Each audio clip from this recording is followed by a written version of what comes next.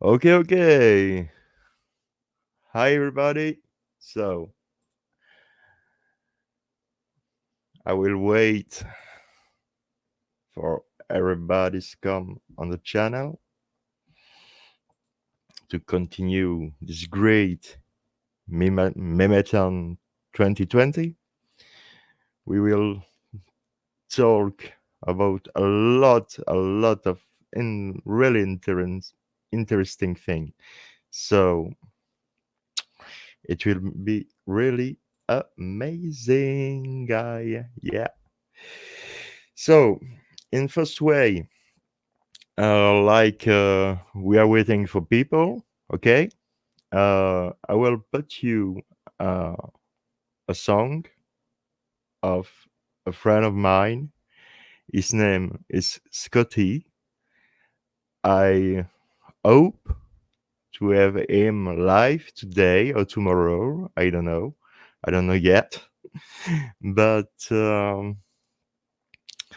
I will show you one of this clip because he's involved in the cause, in the French crew, and he sing for people like Steven, people like for Brandon, people who has no chance in their life. So we will start with the clip of Mr. Scotty. So here we go.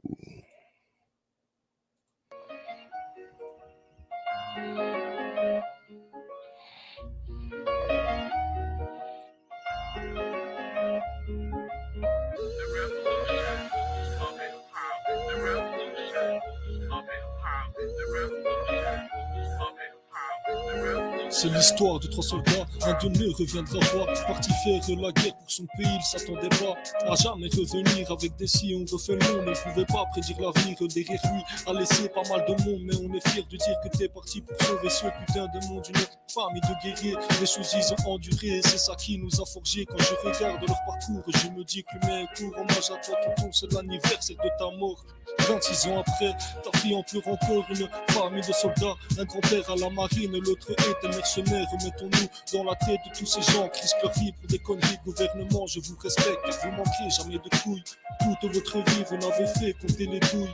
Vous êtes des soldats et oublie pas ça, moi je suis fier de toi, papa. Vous avez eu la vie dure, mais c'était un choix délicat, mais vous êtes quand même resté là. La mort arrête de la vie, mais la vie n'arrête pas la mort. Sache qu'il y a toujours plus fort. Le 12 mars 93, une date grave est dans la tête de la famille et dans celle des autres soldats, oui, qui sont partis ce jour-là. On parle pas assez des guerriers, ça suffit, moi j'ai guéri. Et de quoi est le secret de ça? La guerre ne se passe pas que dans le cinéma. On parle pas souvent de tous ces missionnaires qui vont se tuer pour une putain de guerre. Dans ma famille, ouais, ils sont fiers et même dans la misère, on baisse pas les bras. On se sort de là de merde, je vis une baraque au bord de la mer, amener ma famille loin de la misère. Et j'ai pas suivi votre trace. Suite à l'accident, j'ai fait le con et maintenant je m'en mords les dents. Malgré toutes mes conneries, je te rendais référemment. T'as sûrement reconnu, moi je te chante mon vécu. Je te rappe ma vie, pas celle d'un autre. J'exagère pas, y a aucune faute. Je m'en bats les couilles de ce que pensent les gens. J'ai pas besoin de mourir, moi je suis déjà une légende. Beaucoup de gens se plaignent, et ça pour pas grand chose. Moi-même j'en fais partie, faisons hommage à tous ceux qui ont servi la patrie. La guerre, une triste réalité, vous devriez vous en soucier. On croit toujours que ça nous arrivera pas, on croit toujours que ça n'arrive que là-bas. Maintenant lève les yeux et détrompe-toi, t'as pu le remarquer, j'en ai des choses à raconter, c'est pas prêt de s'arrêter. Moi jamais je tomberai, en tout cas sans me relever. Mon cœur a bien trop de fierté, on dit souvent que je suis un mélange de mes frères. Souris à ta vie, même si elle est pas belle. Hommage à toi, Eric Emmanuel.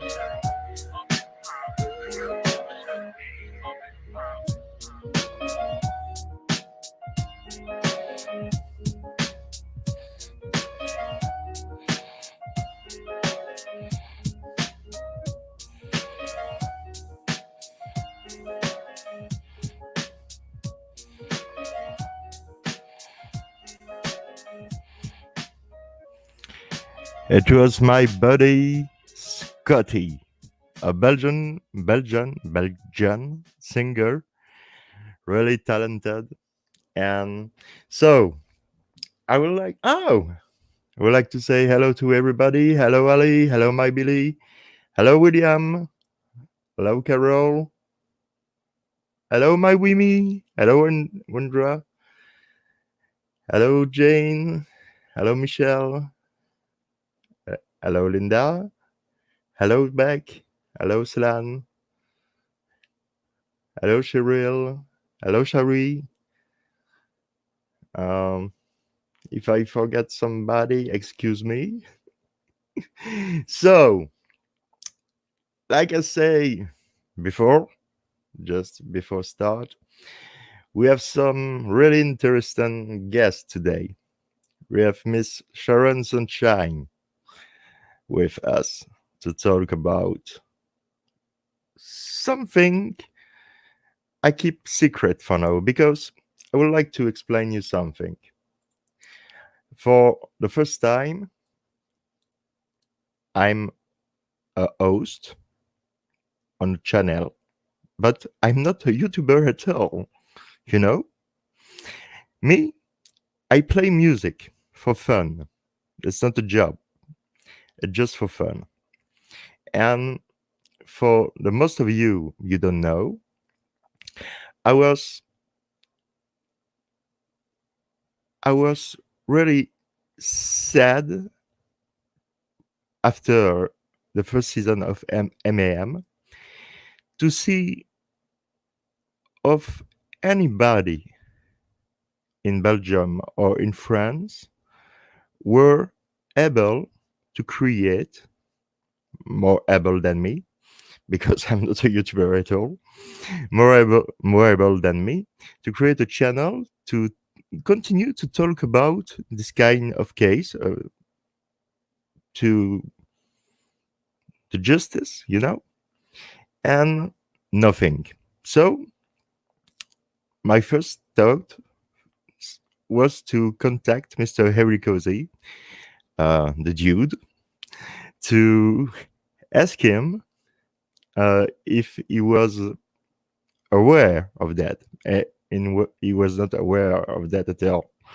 So I've decided by myself, and Mr. Eric Cozy and Mr. Capaldi and Mr. Dave Botka and Mrs. Ali Havison have, at the time, had gave me this power to create the channel to share with you and share in French language, not today, but most of the time on my channel, to share the story of Stephen, the story of Brandon, and other stuff. So today, to start, I would like to present you somebody I'm really sure you know, is a little bit crazy. That's what the dude say, but no, I don't think he's crazy. He's just a beautiful human being. Ladies and gentlemen, please welcome Mr. Capaldi. Hello there. How you doing? I'm really fine, and you, buddy? Yes, yeah. So yes, the dude couldn't make it because he's busy sleeping. So he does send his apologies that he's fast asleep in the land of La La Land. I completely understand. Yeah. So first of all, it struck me that you've got a bit of growth. I've got a bit of growth. The dude has got a bit of growth. Maybe just after MaM-A-Thon, what we should do is a sponsored removal of the of hair, so that we can no longer be the hairy cozy. It's a good idea. Maybe. It's a good idea. Just struck me as being a good way of raising funds, and I believe that you're giving me compliments, but you've got a guitar that you've put together that's that you're going to give away, so hopefully that'll also add up. We'll get plenty of money for the support of Steve and Brendan. I must mention this before I do anything else, and I thought this was absolutely priceless. This was a comment sent to me last night by one of our Guilter friends. Oh, This was a comment, okay? okay. And I could not believe this. And it was to do with, obviously, we had a chat just during the week, didn't we? Oh, that reminds Yeah. me, by the way. Yes, I'm slowly running short of whiskey here, dude. So you're gonna have to stop up soon, because this bottle, dude, it's nearly empty. Look, it's nearly Yeah. empty. You're gonna have to. I see. I'm gonna have a hunt around and see if I can find the rest of his stash. So anyway, as you know, we did a chat, and it was the title of the video: live chat with French wrecking crew Jerome. Yeah. Right. Right. Woody Woodpecker has abbreviated his or her name down to just Woody Woodpecker, not Woody Woodpecker Woody. And she, I believe it's a she, and here we have the French wrecking crew from Belgium. Nice one, Paul. She was trying to insinuate that there was something obviously completely wrong with having a French wrecking crew in Belgium. And how wrong can she be? Would you like to explain that first of all, just for the benefit of Woody Woodpecker? Because clearly she is obviously her geography skills and world knowledge are on a par with Harry Cozy's. Yeah, there is no problem at all. Yeah. So I have called this group the French wrecking crew. Why? Because my first language is music, but my second is French. Yes. And in where I live here in Belgium, in the south of the country, everybody speak French. Nobody speak English. And in the south of our country, we are on the border, or on the French border. Yes. So we are neighbors, and French people speak French. Yes. And we in Belgium, in the south, we speak French. Yes. So it was simple for me. Exactly. But I will explain. The French wrecking crew made by a Belgian guy who speak French. Yes. That's why this is not create in French or for the French or for the Belgian. No, it's create for a community we spoke French and we can understand English. That's why I create this channel for people who don't speak English at all, because there is a lot of people who don't speak English at all. I have a lot of friends really interested by MAM and all what you do, Paul, and all what Avery Cozy does, and all of you, all of the hosts and all of the of everybody do about MAM, and they are really, really, really interesting, but they don't talk English at all. So, and there is no channel here, even in YouTube to see what happened and have specific details on the case, etc., etc. So I'm not a YouTuber, a professional YouTuber, for sure. But you could have fooled me. You could have fooled me because you're doing a bloody good job. Oh, thank you very much. Thank you. But I do that with my heart. So, and if people like that, it's okay. If people don't like that, I don't care, because it's not about me or this my channel, your channel, Eriko's channel, all the channel is not about us. It's it's No. about Stephen, Brendan, and Justice for Teresa, and Well, so to be honest, Jerome, the only reason I kept going because I did one video, and that was all I was going to do was just one video, because we'd already got plenty of people out there doing videos. We'd got the dude, we'd got Mama Phoenix, we'd got Owly, we'd got Linda, Laura Perplexed. Laura, There were plenty of people out there. So when I first joined in and did my one video, I explained to Erikozy that this would be my one video. I just wanted to get stuff off my chest that I'd had these conversations with Herman. This is my opinion, and it was him that sort of twisted my arm and kept me going. And now hopefully he's beginning to regret ever encouraging me. I found more whiskey, by the way. I found his good stuff. I found his Macallan. Yeah. I found the Macallan. So hopefully there'll be a few more hidden behind this green screen here. Sounds great. Yeah. But no, it's just fantastic the way that the groups have grown. But what I was going to ask was Belgium. The Belgium sort of official language is Flemish. No.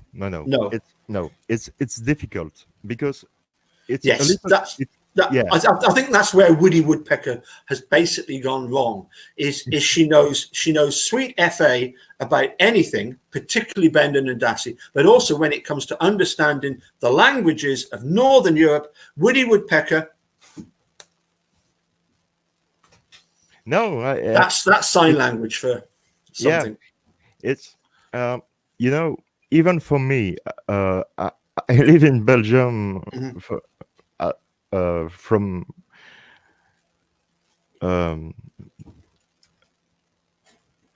and it's hard. It's really hard for us to understand Belgium, how it works. Why? Because it's a little country. Okay, I don't know if you can share Belgium map on screen, or if I can do that. Let me have a look. Let me have a look. See what I can find. Yeah. Let me. Okay. Leave that to me. Leave that to me. Okay. So the Belgium is a little country. Yes. Separate in four parts. Four parts. In the centrum of the country, we have Brussels. Yes. Brussels is the capital of the Belgium and also the capital of Europe. Yeah. In the south of Belgium, we have the Wallonia. This is where I live, where everybody speaks French. Yep. And more in the south, we have the German community. German community, who speak German. Yes. And on the north of the country, the population speak Netherlands or Flemish. And in Netherlands, in Belgium, but in the north of the country, they want their own independence. They want split and cut off the Belgium in two, separate the Belgium in two, and they want their own independence. They don't want Brussels. They don't want us. They don't want the German people. Yeah. They don't want anybody. and here in the south, it's exactly the inverse. We want a Belgium united, really united, because it's not the same thing like in Scotland. Because I really support the Scottish independence, but this is because there is different. This is a different story, a real different story. So, let me move out the way, and you can direct everybody to what you're talking about. So here, you see, it's Belgium. Yes. Me, Paul, do you see Charleroi? Charleroi? Yes. Yeah. Yes. Yeah. It's and Liège on the right, on Liège on, So there's Charleroi. Charleroi on the other side. Liège. It's down here. No, the other side. Across. Oh, right. Yeah, Liège. Is the French? Liège. Is the Liège. Yeah. Liège. Yeah, Standard Liège. Yeah. Standard Liège. Yeah, it's a Yeah. Belgium Football team. Yeah, very famous football team.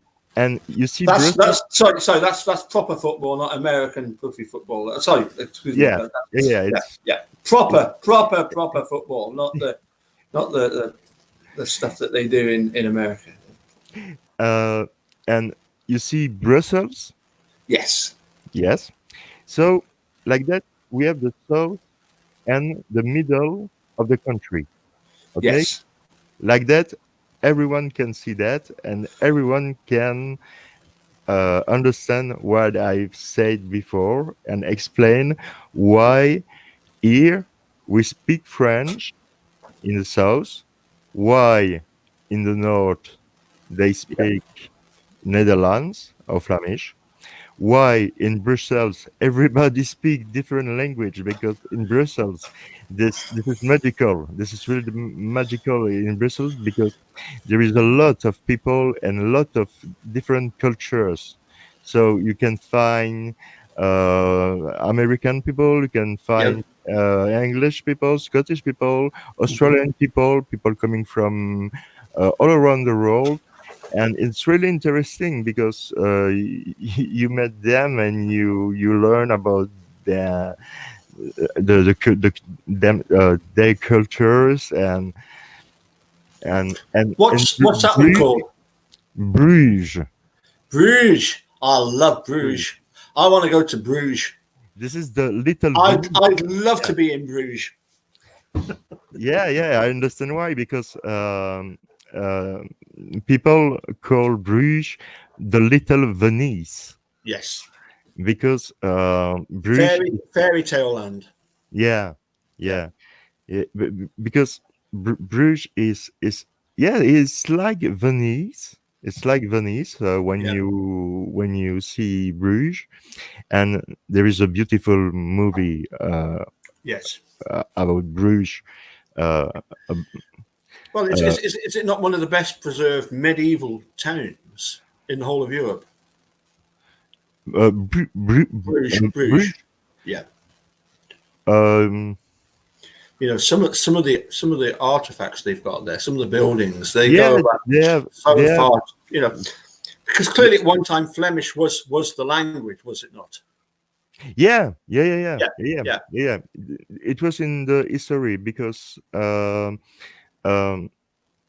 the time before we were in war with different country. We were in war with Jerome, you can say the Germans. Everybody has been at war with the Germans, nobody gets I know, no no, I'm not talking Don't mention the war. Don't mention the war.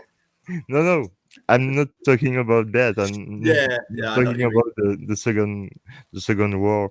No. Yeah, no. Going way back, there was all sorts of people owned armies, didn't they? They had private armies, and they would use that to further their cause or whatever. It was. Yeah. Yeah. but this is why it's so difficult to explain, because it's a little country, and this is so difficult to explain to people why we are so different in the south, we are so different on the north, and sometimes people don't understand. And so I hope I have answer to your question, not your question, but the question of I don't remember the name of people. Yes, it was a comment by Woody Woodpecker. Woody Woodpecker. And yes, basically. So yeah, you've got one country with lots of different languages, and Yeah, French being the predominant language yeah, in the area of Belgium where you are. yeah, Then no wonder it's called the French, not as in the French people, but as in the yeah, French speaking. exactly. But of course, you have to spell it out to these guilders, because really, they are not the sharpest tools in the shed. Listen, Jerome, it's been absolutely fantastic. I'd better crack on. I've got a lesson due right now. And I know that you've got loads of guests after me lined up, so Yeah, I'm gonna crack on, and have a brilliant show. I might pop in later towards the end, if I may, just to say cheerio. yeah, yeah. Um, Okay, okay. You I will. was out. I was able to reach. Obviously, the weekend's very busy for me, and they wanted me to do time slots which were very much during my busy time. So I've managed to relocate a lot of the pupils, but I really do need to crack on and just do a couple of lessons, and then hopefully we'll catch you later, if that's okay. Yeah, that's okay. You're always Fantastic. welcome.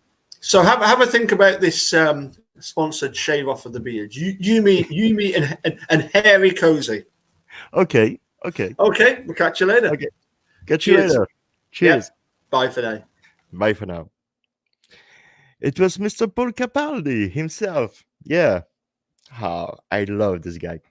I will show you the shirt uh, my wife created for me, because this year with COVID-19, no time and no possibility for me in Belgium to buy sh- um, to buy the shirt, create the shirt, buy the items, and no, it was not possible this year. Um, and my wife was so sad about that, and she have made me this beautiful T-shirt. I will show you this T-shirt because it's really lovely.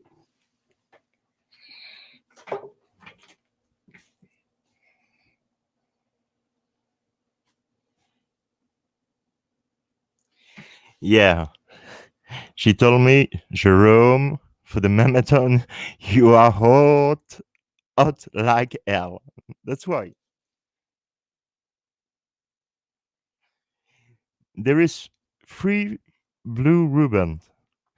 One justice for Teresa, one justice for Stephen, one justice for Brandon. Yeah, you have the French wrecking crew with a Belgian flag. Yeah. And also there we have MaM-A-Thon 2020 here. Okay. You see? And here, I don't know if you will see, but this is all the name of the host.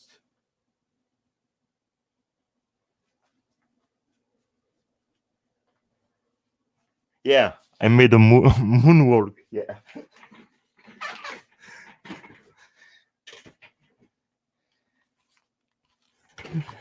So she she did it for me, and it was really, really, really adorable. She's lovely because living with strange stuff like me, it's sometimes difficult. Yeah, I swear. Because I'm a musician, so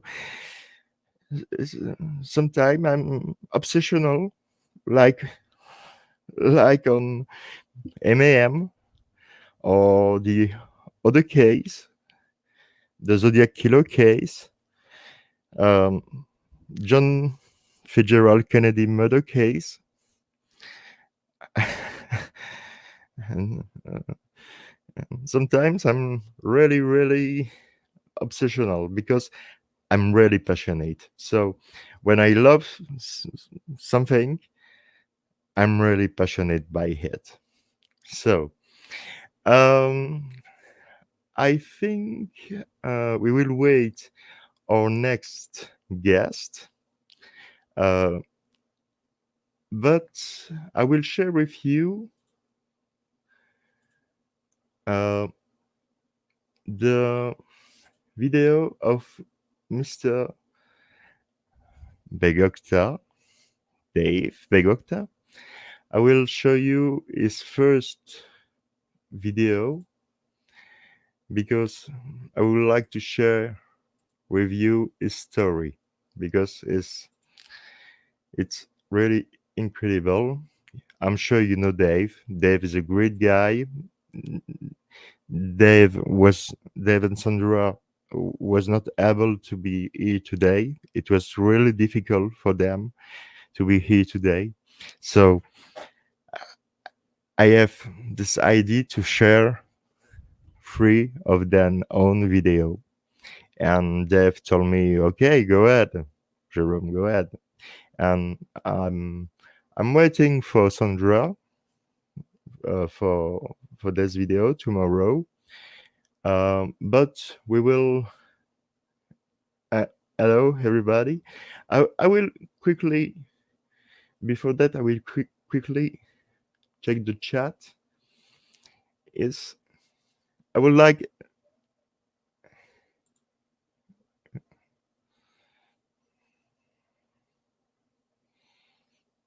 Yeah.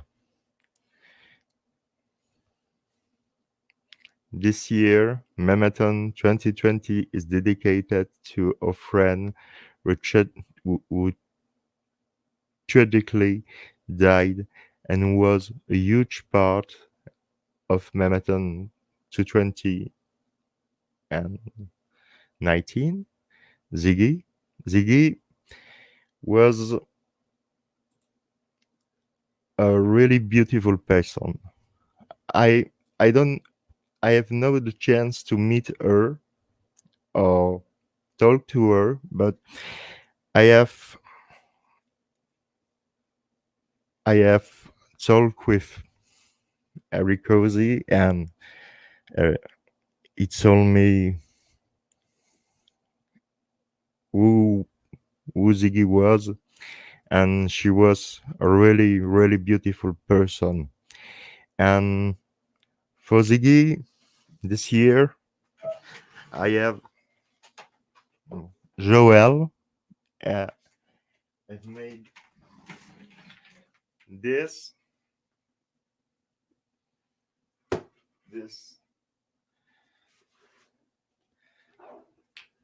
I don't know if you will see with the reflect. This is a big earth for Ziggy. This is one hotel for Ziggy.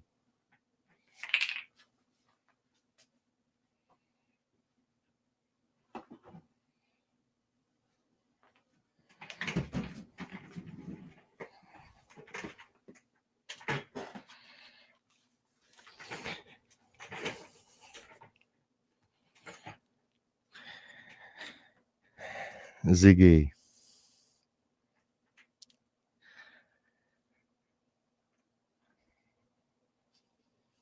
We all miss you. So I will don't cry. So I would like to check the chat and ask if somebody has a question or comment. So go ahead. We have the time.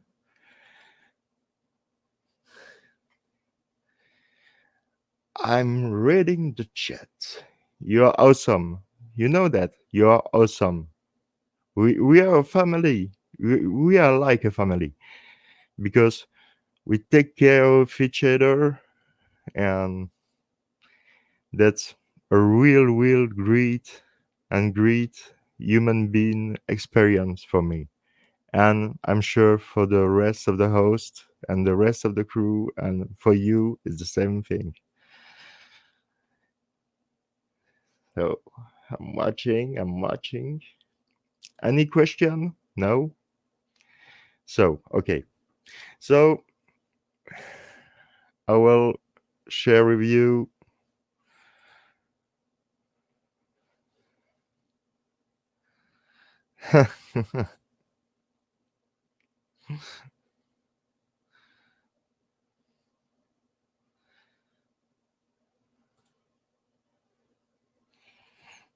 okay.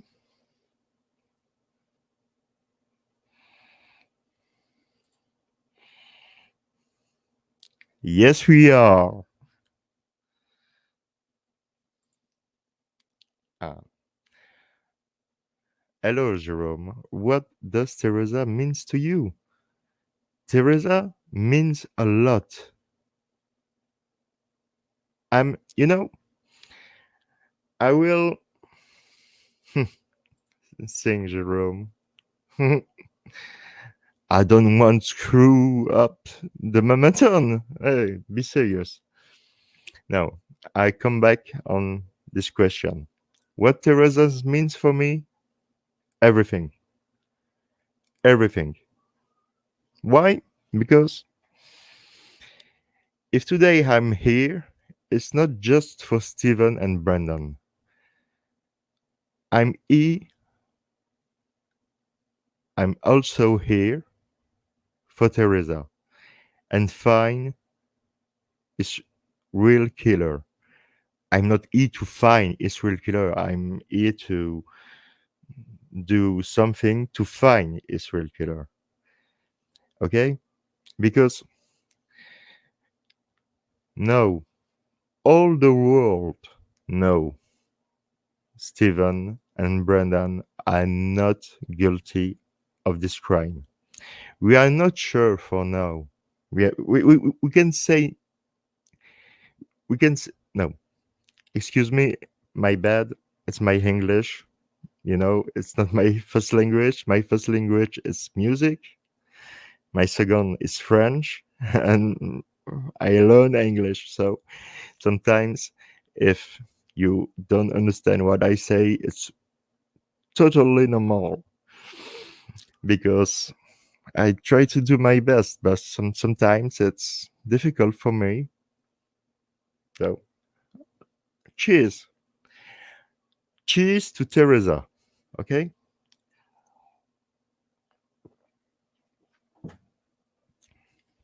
I respect a lot Teresa. And Teresa means for me a lot. For me, Teresa's mean she deserves justice because she never deserved it. If you if you think she deserves justice because Stephen and Brendan are in prison, you are wrong. Because the real killer is still running. All the real killers. Okay? That's my point of view. And that's my point of view, but with facts. Okay? It's not a theory. I'm 100% sure of the innocence of Stephen and Brendan. 100%. And I would like really, really find the killer of this young woman who was young, all the life behind her,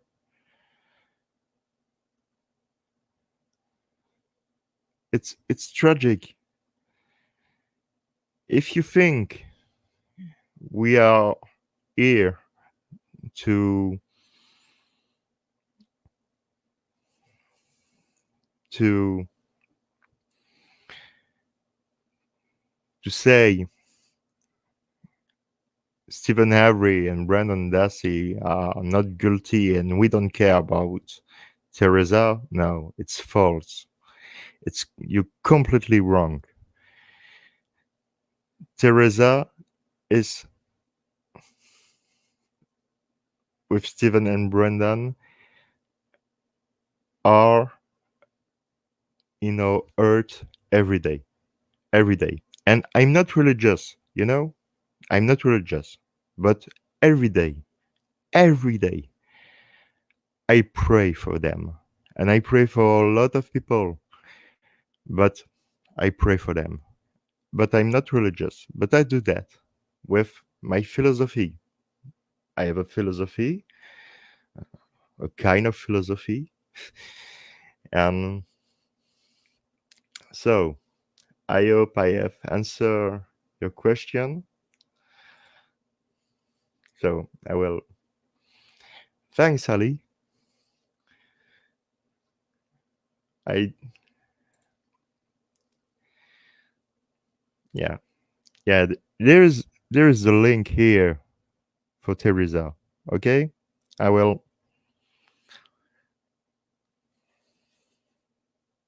So this is the link here, and if my moderator won't post the link in the description, it will be great.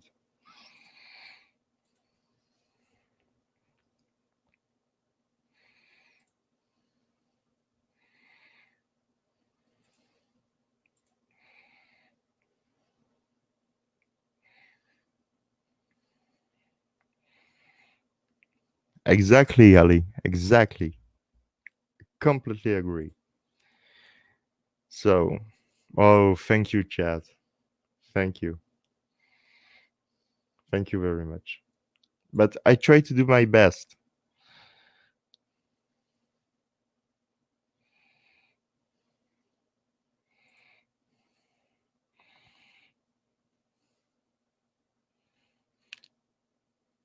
I love all Sharon video.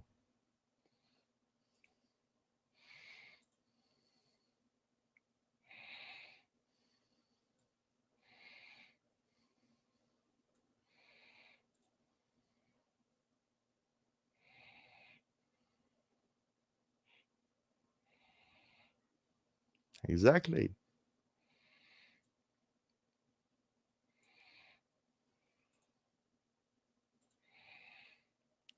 Yeah. Here's the link for Northwestern, the law school. Okay. Here's the link to donate to the Stephen Defense team.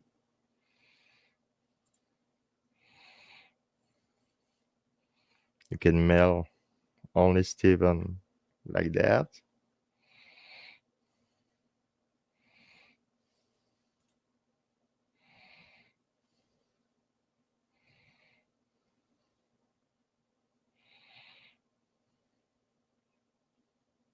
Okay.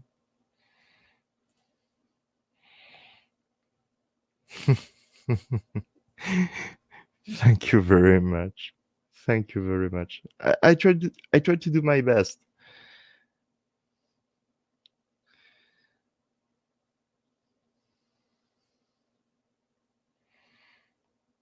Okay. We will continue. We will continue before Sharon's come. We have exactly the right time to do that. We will show I will show you the first video of Mr. Begokta, and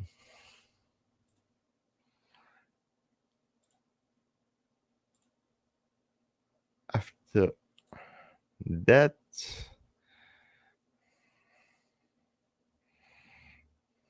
Oh, excuse me. I think I have a glitch. But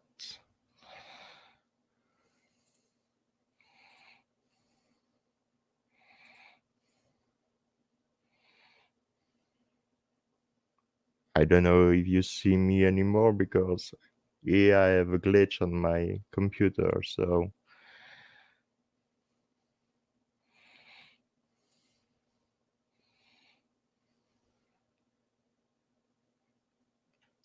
I don't know what can I do.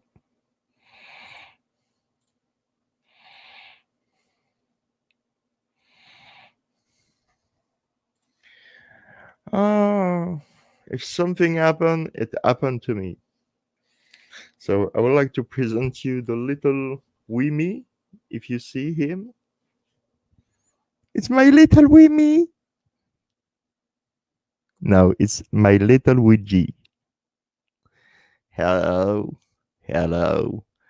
How are you? I'm fine. And you? I'm fine. And you? I'm fine too. So, I don't know if the problem is fixed. I'm not sure. So,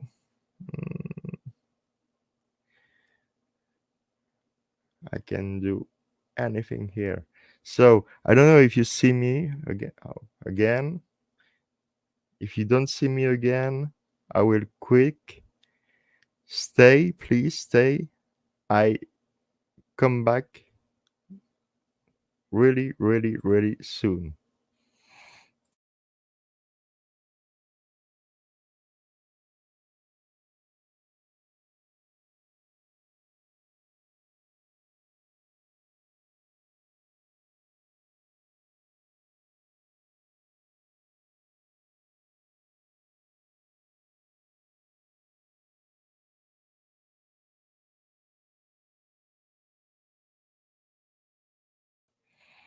Okay, Oh, I'm back. Okay, okay. It was a. Excuse me. It was a glitch. So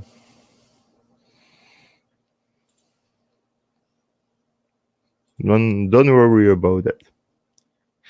So I need to restart.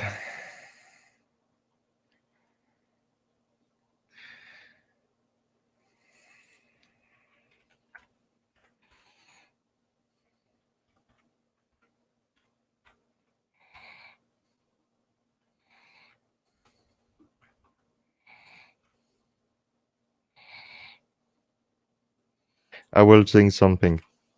Okay.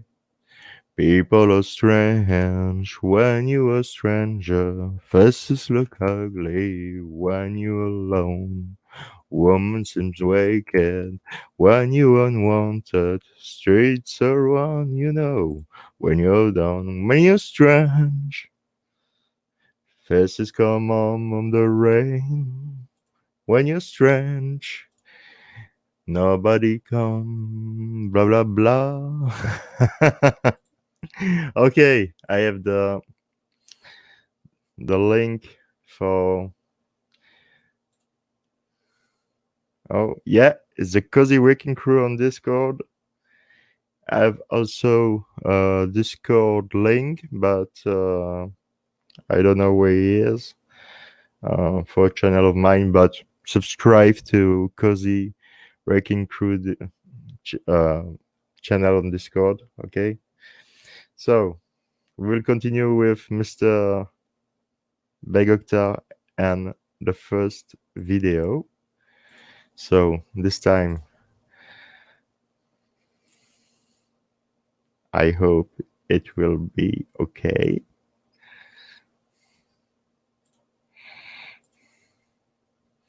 Yeah, it is. Okay, so here we go. This is Dave Botka. This is my first video for my YouTube channel, Dr. Nephilim 666. And it's going to have some adult content. It's going to have kind of some gruesome details. So you should not watch it if you're offended by that kind of stuff. but it's something I've wanted to put behind me. I mean, so many times I just wanted to let this stuff go because it happened in the past, but it keeps coming back up. So I'm just gonna have to. I'm gonna make this video and try and take it from there. It has to do with that Stephen Avery story, this whole trial. I mean, if you've been following it, you know what I'm talking about. If you don't know what I'm talking about, you better look it up. But the day that this happened on the beach, the first incident when he was originally accused of this rape on the beach, I just happened to be down there.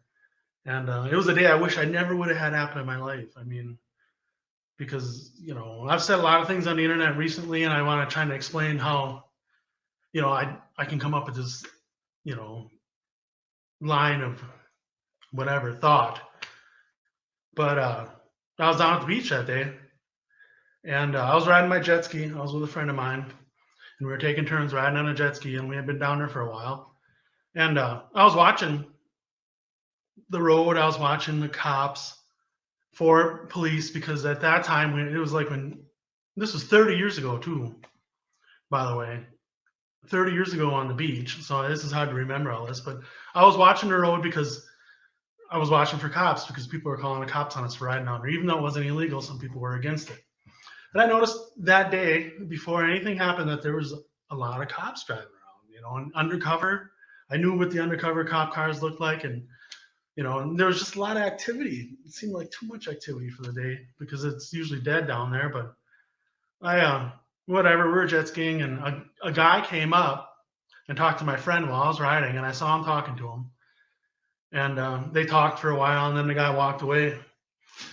And I pulled in on a jet ski. I figured that guy was probably a cop or somebody complaining about us riding a jet ski down there. But it wasn't. It was some guy, and he had told my friend that his wife had gone jogging on the beach and she was missing. She hadn't come back, and he was expecting her back or whatever. And he had told my friend that he was going to the police department, or to call the police. He went over to I think the beer depot that used to be down there on the east side of town. And then he came back. When he came back, one cop came there. I knew the cop, and it was discussed that maybe I should take my jet ski and look for her up the beach, you know. And I was like, all right. The guy seemed like he wanted me to, and the cop seemed like maybe he didn't want me to, but whatever, I don't know. But I got on a jet ski and I rode it up the beach. Jet skis, they go over 30 miles an hour, is about 7 miles. I went about 7 miles at the beach, so it wasn't that long. And I saw some people up by Melarsh Creek, and I pulled in and asked them if they saw this girl, and I had a description. She had a light colored bikini on, like blue or something. I don't remember exactly. But I asked her if they had seen this girl, and they said they had seen her a while back, and she turned around and was going the other way. So I got on my jet ski, and I was riding back, and this is back when the dunes were really high next to the lake, because the lake had just come up. And so I had to go kind of far out. It was a calmer day. And I had to go kind of far out so I could see back into the dunes, because if she was in the dunes or whatever, I had no idea what was going on. And I'm riding back, and there was two other people I saw on the beach when I left, and I saw them go by when we were jet skiing. It was a man and a woman, and they were carrying a towel. And they were walking up the beach. I had seen them on the way up, and when I was coming back, I saw them, and I could see the police and some other people, the man who was the husband, walking up the beach. They were maybe up to the end of where the houses are. The two people that were on the beach were sitting and looking. They were looking at me because I was riding my jet ski.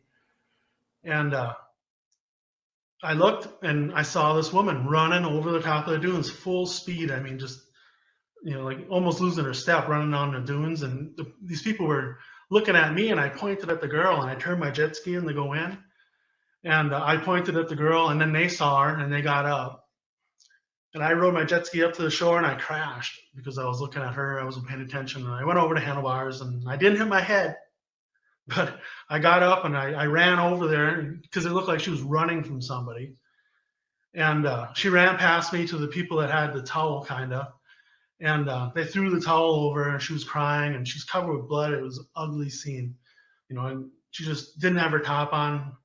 And it was shocking, you know, at the least. And the police got there. They were close, so they came up. There's two cops by then, and her husband. Her husband was hugging her, And then she was just screaming and crying. And, at first I was kind of naive. I thought, well, maybe she hit her head or something, running and hit her head. And, she was bleeding and kind of didn't, was out of it or whatever. And I asked one of the cops who was right there, I said, what happened? And he said she was attacked. And I was like, really surprised that this even happened where it is, because the area is kind of a small area, and that kind of stuff never happens, you think. And I stood there just for a second, and I was thinking, I grew up right over the hill from there, and so I knew every trail through the woods where this was. It was kind of, there was beach, and then there was dunes, and then there's like a swamp, and then there's another road. It's Highway O that goes out.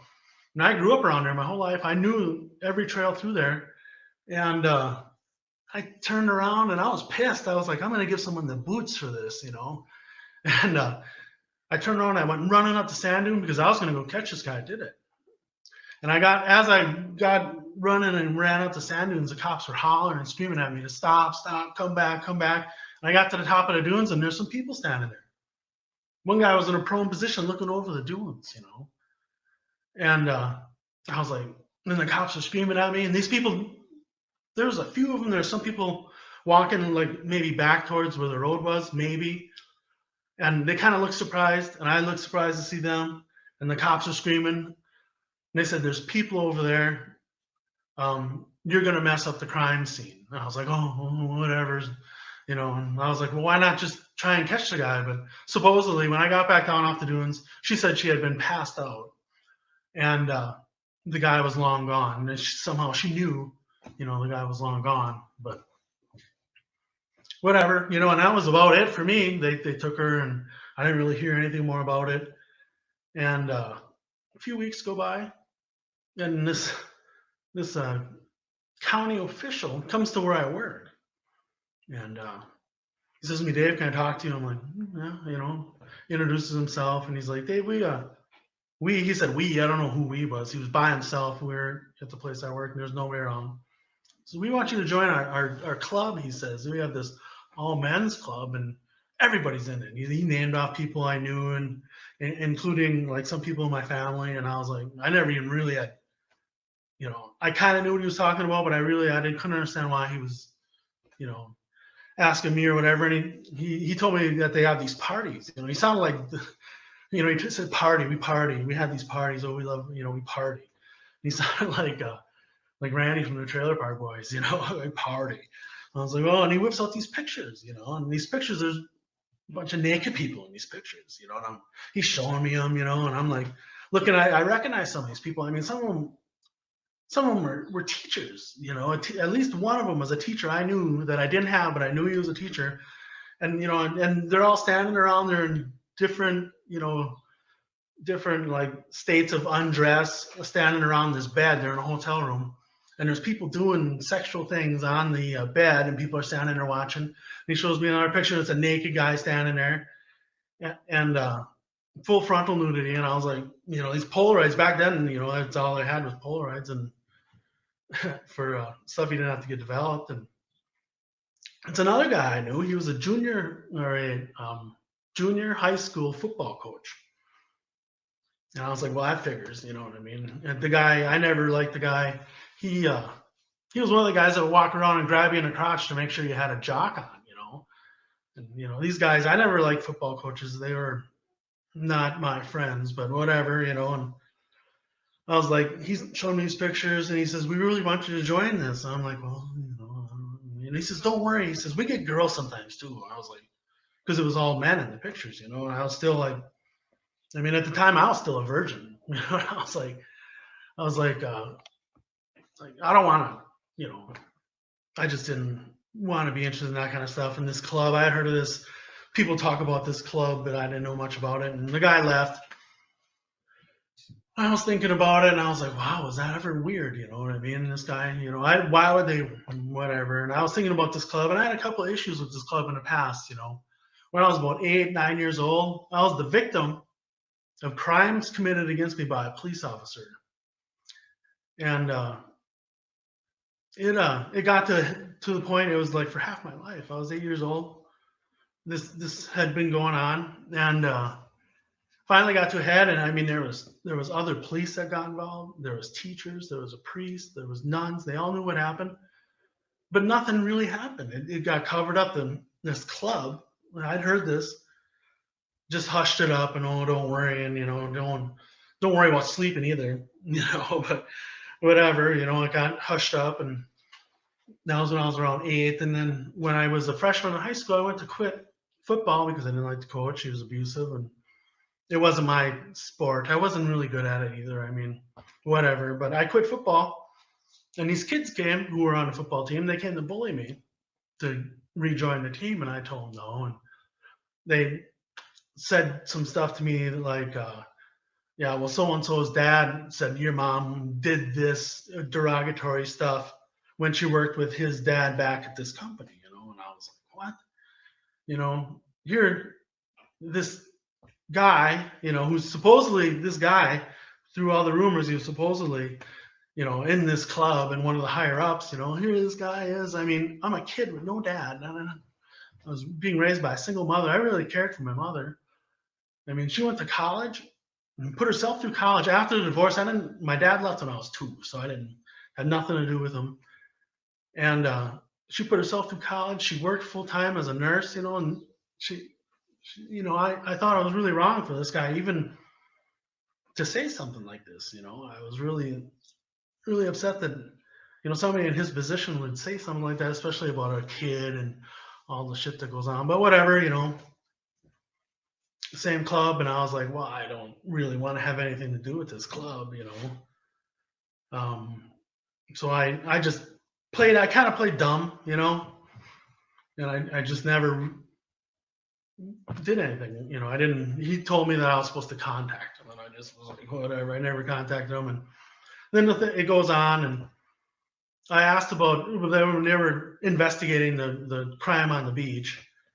And I'd heard rumors that they knew he did it, and they were making sure that he would go away forever for what he did, and la la la, and I didn't know, and I just kept going. Next thing I did was really smart. I bought a bar, and I was in this bar. I worked all summer on the bar, fixing it up so I could open it up. I was 20 years old when I bought this bar, and the drinking age was 18, and I just had made it. They had changed the drinking age, but I was old enough to drink, and I had worked at bars. I thought, boy, owning a bar would be great, and I bought this bar and running the bar for a little while. It wasn't a great idea, I mean, but whatever. And this guy comes, and he tells me I got to come and join this club, and I was like, what club? And he's like, well, these guys, I'm like, what guys? Well, they want you to join this club. It turned, and I'm like, I don't want to join no clubs. And the guy left, and I kind of played dumb. I told him, well, maybe I'll stop in there. He said he had to go to the basement of one of these lodges downtown, And I was like, I knew the club. I don't want to hang out with them guys, I mean, it's just not my gig. I want to be, it's a free country. I want to be free and run my own business, I kind of knew what it was about, Then it goes on a little while later, and then this other guy shows up, and it's the naked guy who's the football coach in the pictures. I mean, he comes in, and he's nice at first, and he tells me I got to join this club, and I'm like, I ain't joining that club. And he was kind of not real pushy and kind of nice. And he stopped in at least 1 or 2 times like that, and this is over months,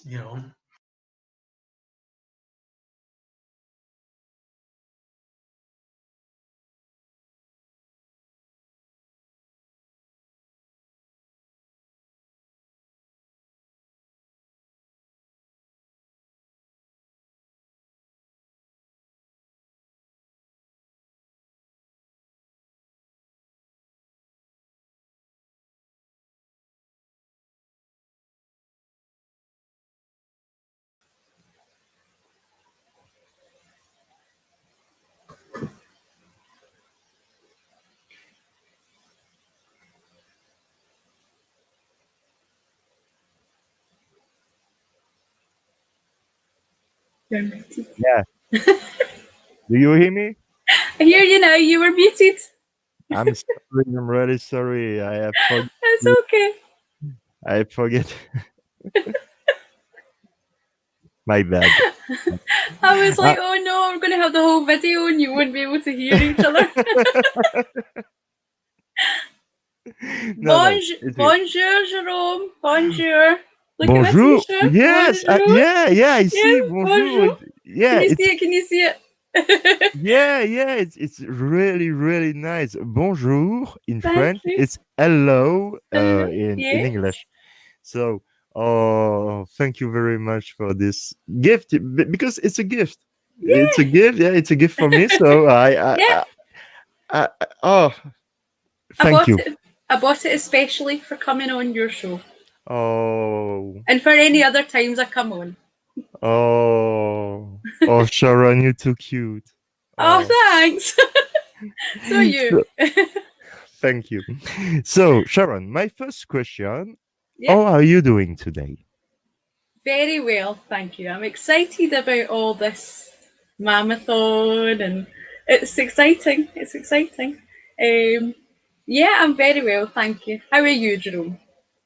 Me, I'm really fine. And like you, I'm really excited. I'm really Yeah. happy to see all of these people reunited for this event. And Mhm. I'm really happy. And I hope we will make a, a beautiful MaM-A-Thon for the guy and Teresa. And Yeah.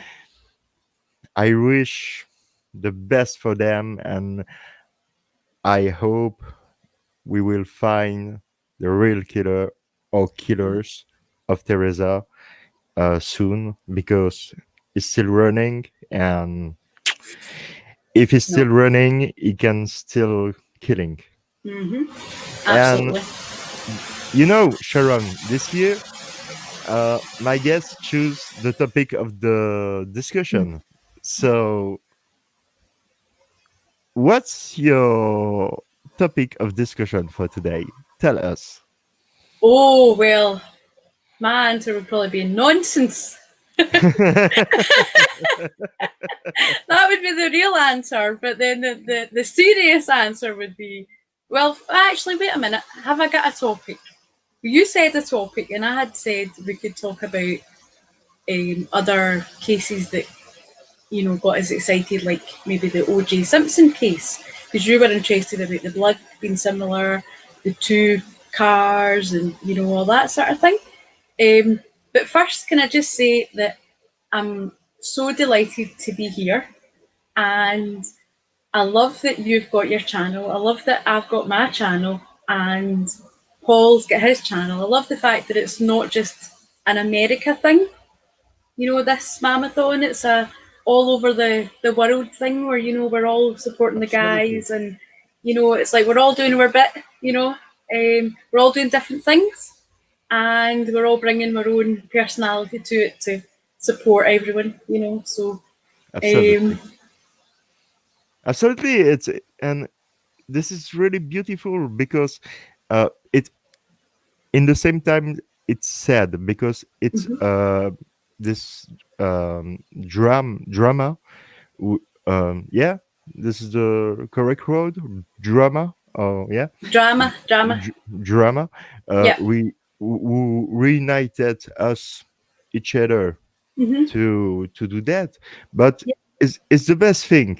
It's a best worst thing for best, Yeah. like we say in Belgium. Yes, I know what you mean. Because of that, we are here today, and for a just cause, a real just cause. Yes. And I'm really happy to be here. And Yeah. and Sharon, I saw all your video on your on your channel, and you are really amazing. You are really amazing because Thank you you. are natural, really natural. You are stay yourself. Don't change. Oh, Don't change. you made me Stay get all red. yourself. Stay yourself because people love you like you are. Oh, thank you. Oh, that's so sweet. Honestly, No, thank you. That's so nice. Hey, it's come from my heart. Thank you. And I feel it in mine. I know, I know. So we like to start and discuss about the similarities between the O.J. Mhm. Simpson case and Stephen and Brandon's case. Go ahead, my Wimmy. Well, I hope we can both talk to each other about it and it won't Yeah, just yeah, be yeah, on yeah, yeah, me. yeah, yeah. No, no, no, no, Because no, I'll no, be no, but like, oh, here, what am I meant to no, no, say? no, no, no. But Well, I, one thing I was going to say was that the thing that's extremely different, I know you said what's the similarities, but I'm typically always go the other way. um, just look how much money OJ had. Look how much of a, you know, defence team he had. I mean, he had Barry Sheck yeah, yeah, from the yeah, files. yeah. Johnny Cochran. Yeah, Yeah. and loads of people. What's his name? That boy, the one. Um, Robert Kardashian. There was another one Uh, though that I was thinking. The one that got into um, trouble. um, Oh, it doesn't matter. It doesn't matter. We should no, not. We doesn't should. It matter. doesn't Doesn't matter. matter. But Yeah, it's going to annoy me. It's going to annoy me. The older yeah, one. There was an older one, and he had been a yeah, bit. yeah, yeah. The Yeah, one with the grey it was hair. I was trying to the remember great his name. team. Yeah, it was a great Yep, there team was with a well, a lot of money. Yeah, yeah, the I dream agree. team. The Remember they dream referred team. to there was Yeah, the dream team. Yep. yeah, it was the Um, word. Yeah, the dream team. yep. Yeah, So I mean, if you just look at how much money went into that case compared to how much Stephen had, and then even Brendan, I mean, he had no money, no, So, um, I mean, if you just look at the difference between having an endless pot of money to defend yourself and having, a lot less, you can't have experts, you can't have, people that you pay to get to say what you want them to say. You'd pick, I want yeah, this expert because they're very good at saying that, but, I can only afford this one and they're not as convincing to the jury, So it's the money side of things, I think, is a big difference, So, yeah, yeah, um, yeah. but then I think much like in the O.J. Simpson trial, where if you remember, that was where the EDT, Yeah, the yeah, thing. Do you know? No, I always yeah. get it wrong. I always get it wrong with the It was Mr. Shapiro. Cheryl yeah, told us. Yeah, yeah, yeah, Robert Shapiro, I believe. yeah. But there's another one as well. There was another one as well. Yeah, You yeah, had yeah, yeah, so yeah, many yeah. other. Yeah, EDTA. That was the first that was used in the OJ trial as well. Yeah, They're but testing for the it. preservatives in the Yeah, blood. yeah, Yeah, yeah, yeah, yeah, yeah, yeah, yeah. yeah, yeah. Now, It but was. what I was going to say was the way that the way the jury were very confused about the DNA and very confused about all the scientific things in the OJ trial. That was very much the same, I think, in the Stephen Avery and Brendan. Well, not Brendan didn't have any evidence, but in the Stephen Avery case, they were very confused about what did blood mean, what did this mean and that mean, So I think those are similarities as well. The people weren't used to big murders like that in Manitowoc, so they weren't used to hearing about, blood vials and, Yeah, all sorts of things, and, yeah, yeah, it would have been quite horrifying. There was a scandal, obviously, around Stephen Avery from his previous, so there was a big hype about that. Much the same as there was a big hype about OJ being, a celebrity, So these weren't cases that were just went on behind closed doors and, so, but those are just, superficial things where I feel that there's, you know, yeah, yeah. um, Because Stephen was also a kind of celebrity at the that's what I time, mean. Yeah, yeah. but he was no with OJ. not like OJ because No, OJ no, was really no. rich and not Yeah, Stephen no. and not and Brandon Yeah, yeah, same from the poor Brandon yeah. and and I'm completely agree with you and Thank you. uh, I I Good to I hear don't you. I I remember in the documentary MaM. I don't remember if it's Jerome Buting. Jerome. Yes, Jerome. Jerome. It's a lovely name. Yes, you just What do you got to sing think? it. You just got to say Jerome. You know, you've got to say it like Jerome. Jerome. Jerome. You've got to say it with attitude. You do. Do you have seen my T-shirt? I Yeah. love it. Yeah. Joelle has done an Yeah. amazing job. She's Yeah. so clever. Yeah. So clever. Well Yeah, done. she had made that for me, and Mhm. it was It's beautiful. And the wee ribbons. I love the wee ribbons. They're just yeah. wee blue ribbons. This is true. Just- 3 ribbons. One, Yeah. justice for Teresa, justice for Stephen, and justice for Brandon. This Yeah. is A word here. of warning though, do not show those ribbons to Michael Kelly because he will need a box of hankies to blow his nose I for all the remember. tears. Yeah. Yes. Do not show Yeah. him the blue ribbons. Yeah, I He will remember. be in Yeah. tears. Blue ribbons. Yeah, I remember. Oh, But dear. it Over drama for him. yeah, it's not the same thing. No. But So- your t-shirt is beautiful. Your Oh, t-shirt is beautiful. Thank you very much. And I love it because Thanks for Joelle. yes, thank you, Joelle. Yeah. You're not hear me. Everybody say thank you, Joelle. Yes, and the t-shirt is beautiful, and the Ziggy heart, I love it as well.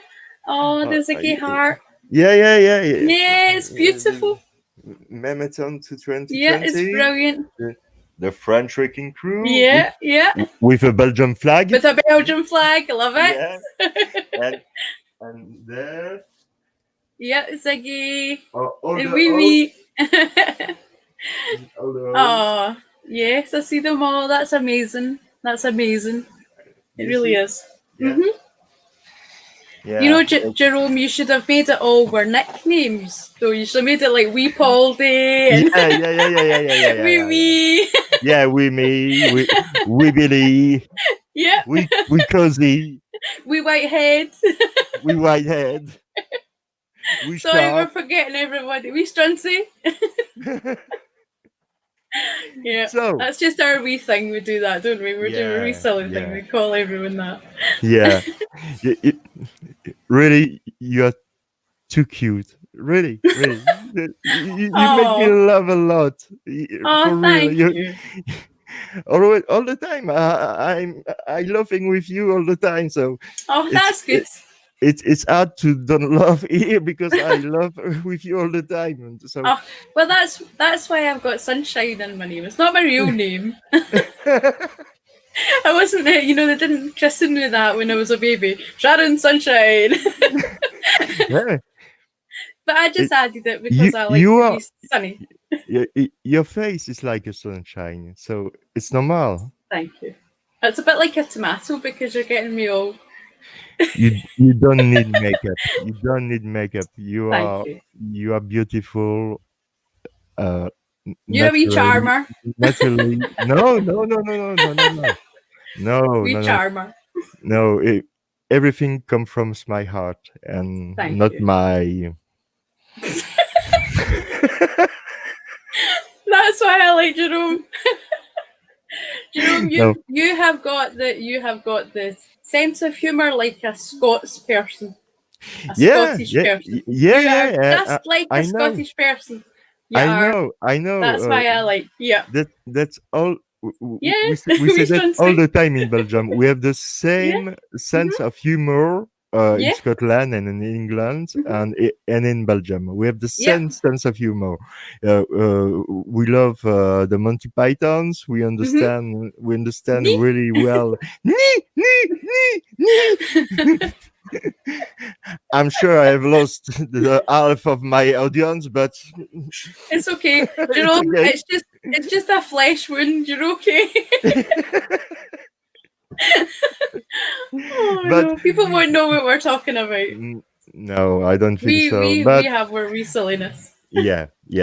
But if you want to see more video about the Monty Pythons and with a rabbit with a teeth like this, Go ahead, because it's really funny. I like the coconut shells. Yeah, Putting on it's a horse, you know. with the bird. Yeah. That always makes me laugh. That always makes me laugh. Oh, my dear. leash. Hello, good night. I know what is it he says, rice or night or something like that. What is it he says? Oh, it doesn't matter. No. But anyway. Because yes, we have the same sense of humor. Yeah, it's do. true. It's true. Yeah, we bit crazy and happy about it. Oh dear. We will continue to talk about OJ, okay? Back to OJ. Yes. Okay. And not the orange juice. The juice. Right. Let's get serious. I'm getting all my daft laughing out here so that when I'm on my own show, I'll be like serious Sharon, you know, serious business. Don't worry, I'm still awake. I start the MaM-A-Thon. I'm still awake. You stayed up? Yeah. Oh, Jerome. Yeah. You're going to fall asleep. I will try. This is MaM-A-Thon, my MaM-A-Thon for myself. I will try to stay wake up to watch all the MaM-A-Thon and try to help if I can. If you need me, I'm here. If Linda need me, if all hosts need me, I will try to be there for them because you and they are all amazing. They all made so you amazing all job. together. All together. Big pieces of a jigsaw. It's amazing. Me, I'm really proud to be part of this team, of this crew, because it's really like I said before, it's a really human being thing, and it's not for a bad thing. It's for justice, and it's for seeking the truth, and all together, everybody together, we can change the world if we want. And with this COVID-19, I will just take 1 minute to talk about that, and after we continue up on OJ and with this COVID-19 people. I would like to say you something, but just my opinion. Before COVID-19, we was living in the world, you know, whole, and this world was not really good. Huh? You know what I mean? It was not good for you, not for me, not for Sharon, not for Ali, not for because we are not rich. We are just humble people. We try to do our best. And after this COVID-19, things can change. But if we stay on our seats and we do nothing, nothing will change. Nothing. And I don't say, hey, go take your gun and do the revolution. No, I don't say that.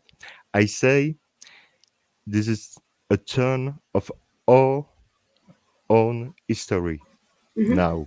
So if we want to change the world now for our children, for the future, we can do that. Together, we can change the world. So if you want it, you can do it. Yeah, it's like a reset button.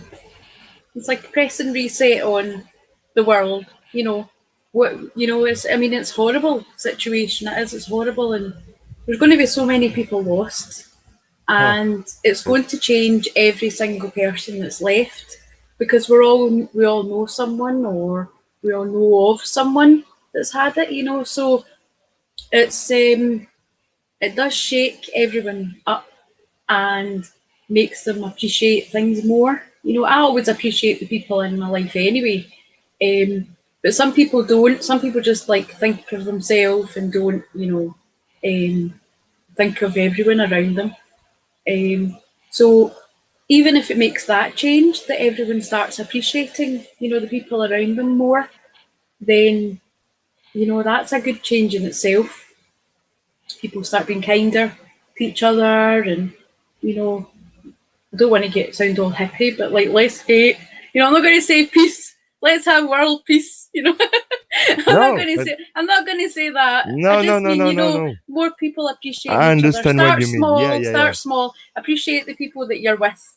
You know, and if everyone does that, then it's, you know, that's a start. Yeah, I understand really what you mean, because I see in my neighbors, with my neighbors, I see a change. Yeah. I see here people take care of each other. Mm-hmm. Yeah, and for real, my neighbor Yeah. Comes to my not in my house, but Yeah. to my house to asking me asking Joel if we need Yeah. something, I know, if that's we need stupid. help, and we do the same thing for them, and all the street, and it's not a long street because I live in a village, and in a Belgian village it's like in Scotland, you know, we are really in peace. Really.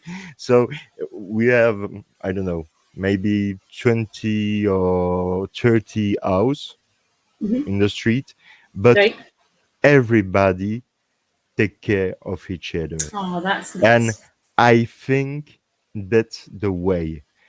That's the way we can change the world. We can change something for a better world, for our child, for our future, and because I think before the COVID-19, it was the last world. Now we need to create the new world. Yes. And you know what? I don't know. Maybe it will change some of the people involved in the wrongful conviction of Stephen and Brendan. It might change them a wee bit too, you know, if they've lost people, and, you know, it's a bit, obviously I don't wish anyone to lose anyone, and I know they're very rigid, don't want to make changes, don't want to see things, but even if any of these lawyers are changing and the judges are changing, and if every single person's changed because of this, hopefully it might make a change, you know. Not that I'm saying it's going to like, oh, let them out because of COVID, but I'm just meaning like, you know, just if it makes people a little more decent, you know, if it makes people a little more compassionate about other people, and, you know, it's people that maybe wouldn't have got involved might get involved now because they think life's too short. Yeah. You know? So you got to hope. You've just got to hope, you know? You do just have to hope. Yeah. And hope that this all settles down. We'll stay in, and, you know, Jane's doing amazing with the links. Isn't she? Sharper than a pencil. Jane, she's doing amazing. Putting all the links up for you. You're doing amazing. Oh. William's asked a question there. He asked, William, you're not allowed to ask questions that are not about OJ Simpson. I'm only kidding. Wasn't the Colorado Road this question? Yeah, that one. Because they said it was a conflict. She was the only person that didn't have a conflict. No. Oh, that was about the Fassbender one, about the CD. But yeah, he was asking about the coroner. He's giving us wee questions. He's giving us the hurry up, move on to the real stuff. I'm sorry, William, but I need to focus on what Shannon said. Yeah, You know, and I need yeah. to focus also on the chat, and it's not easy. It's not easy at all. So I'm really sorry. So if you want repost your question, uh, we will. I will try to. We will try to answer you with pleasure. But would you answer this question for William? Yeah, just now.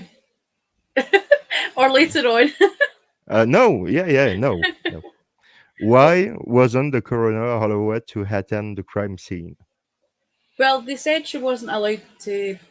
Well, from what I've led to believe, it's because they said it was a conflict because she was man talk, and yet they let all the police in from there. So, and she was the only person that didn't have a conflict, but they didn't want her there, and they didn't take her testimony seriously in court when she testified to the fact that she wasn't allowed in.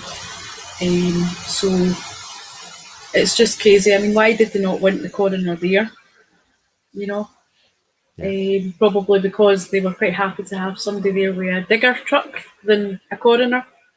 You know, someone digging up the ground and, you know, just someone that would maybe have big questions for them.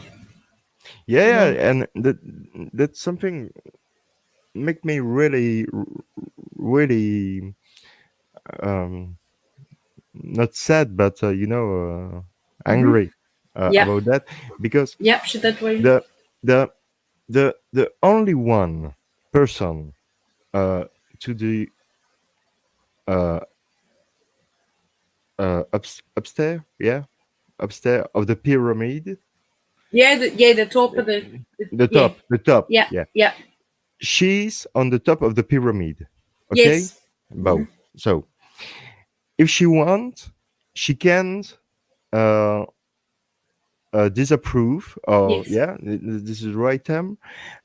Disapprove Kenneth Peterson and another police officer from this case, because she's the more important person in this case.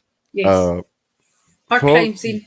For crime scene. So, and she's not allowed by to come on the scene by Kenneth Peterson, and Kenneth Peterson tell her, if you come, we arrest you. We will arrest you. She said in the season 2 of Making a Murderer. So when I hear that, my point of view is this woman was really Deborah Kakic. Deborah was really sad. I think she was really sad to cannot participate to the case, because she was to the top of the pyramid. Yes, and she was expert. She was the expert for this kind of stuff, a crime. So, and I don't know if it's happened before. It's a good question for her if anybody can ask her this question, but I don't think. I think it's the only one time she was removed from a case. I believe so. I believe so. I'm not sure. Yeah. She if I may be wrong, but I'm not sure. But if it's the case, what does it mean? It means it's highly irregular, isn't it? Yeah, exactly. Yeah. It means it's more and really more political and more other stuff. We are all thinking about that, because when you see in entirety this case, you see that's really, really read. And when I say read, it's to stay classy for Brendan Dassey and Stephen Avery. Yes. But it's read, and in the same time, you see it's not just a casual case. You see Stephen Avery and Brendan Dassey. I would like to say like collateral damage, because is a collateral damage. Collateral damage. Yeah, exactly. It is. I like the way you said it though. It sounded good. It should always sound like that. It sounded good. I'm sorry. I'm not looking the chat. Thank you very much for all you said in the chat. Thank you very much. Sorry, but I don't. I'm keeping a wee eye on it, out of okay. one eye for you as well. So if there's anything, because I know it's like you're trying to hear English and read English. And I get it, and speak English. And speak English, and yes, I understand. It's not easy at all, but it's okay. Like always, I'm keeping a wee eye, and the mods are doing great. Mods are doing fantastic. Okay, can you remind me where I was in the story? Collateral damage. Yeah, you were saying, exactly, because this is what it is. This is what it is, and when you see that in the first case, you have seen Dave Botka before talking about the first case with Penny Burstein. Okay, I've talked with Dave many times, and we have discussed of this case, of this of 1985. Yes, 85. And I don't want to say too much, but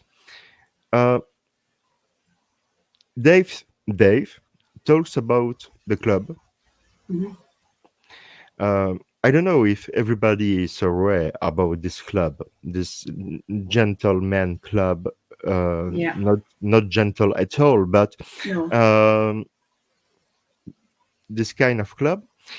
I don't know, but if you are interested, I will share after other video of Dave, like I've said before, about that, about the club, about everything on the first case, and also some video about what Dave wants to say to you. So when I see that, and when I compare all this stuff, and when I see and watch and rewatch and rewatch and rewatch and rewatch, because I'm passionate and I'm sometimes too much obsessional, and it's, but we're all like that, probably. We all are. Yeah, that's why we're here. Yeah, I think here. I think we are looking for justice. So, and I'm really obsessional about that. Yeah.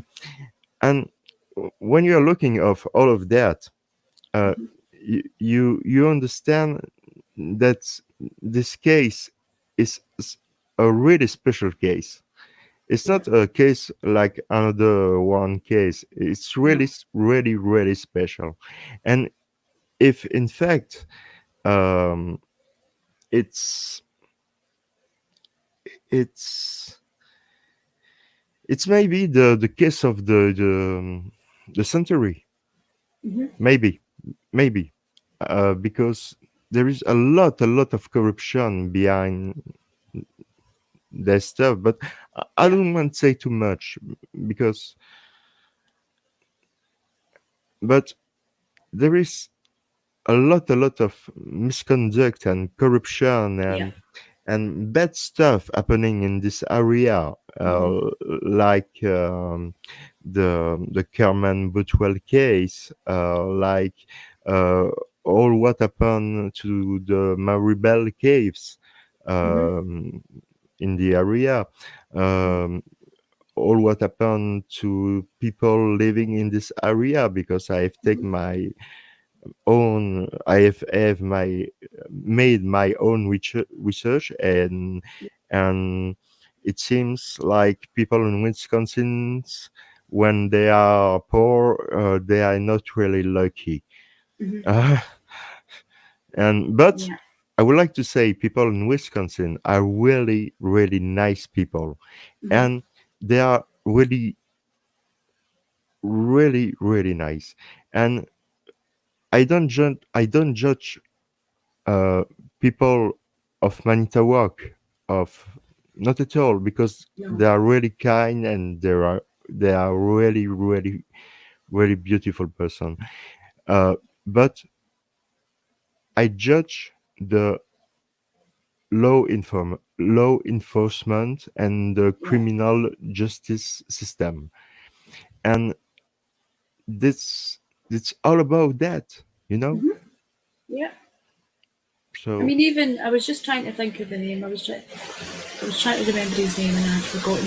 The Ricky Hofstadter case as well in Man. Ricky There. Octator, Yeah, yeah. yeah, yeah. So I mean, it's not like as if it's just, oh dear, they've done something wrong with Stephen and Brendan. Oh, it's a one-off. Maybe they made a mistake. Maybe give them the benefit of the doubt. It's not that. It's it was on purpose, and there's obviously big reasons for why it was beneficial for them to at least get rid of Stephen. But bringing Brendan into it, it's just that's too low. Too low. How anyone. Not that I'm saying it's okay to bring Stephen down, and I don't mean it like that. But I mean it's not good to bring any of them down, but to deliberately target someone that's 16, that has learning problems. Just a kid, yeah, yeah, yeah, Hmm. yeah. Yeah, But they have that's tried so to all shameful. family, yeah. They Yeah, tried yeah. to all family. Tried They have everyone tried, else, yeah, yeah, yeah, and he yeah. was the weak link in the chain, and they just got him, and they just ran with it, and you know, There um, is this conversation on my Billy channel. There is very, very interesting, because you can hear yeah, Dolores hmm tell Steven the cop are really aggressive with yeah, Bobby, with Blaine, with hmm all the boys, yeah, with Dad and yeah, the rest too, and they are really aggressive, and you can hear that on this phone call. yeah, And you can hear that on my Billy channel, if you have, yeah. like the Listen to dude the said, the if call things. Yeah, yeah, yeah, yeah, subscribe to my Billy channel, because yeah, there is a lot of really interesting thing of my Billy channel, yeah. I and enjoy listening. my Billy rocks, like all of you, but my Billy rocks. So, do you like to continue to talk about or Well, we? I'll need to go Yeah. in about 10 minutes or so. I need to Ah, go in okay. about 10 minutes Okay. because I need an hour to get everything sorted because I'm on.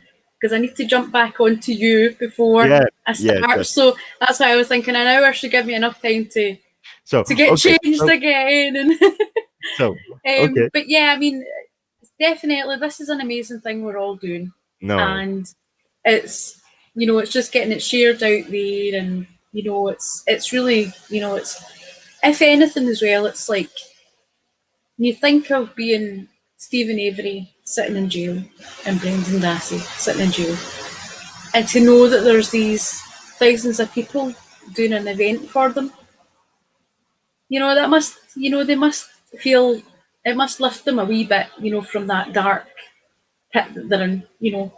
Yeah, I understand what you mean. Yeah. Yeah. Yeah. So it's, if that's all it does and doesn't raise hundreds of money, for them to have that feeling that they're not locked up, barricaded, forgotten, no one cares, obviously that'll only help a little bit. getting them out is what we want, but knowing that they're not alone, that we are all fighting for them. But you'd said that this might be the crime of the century.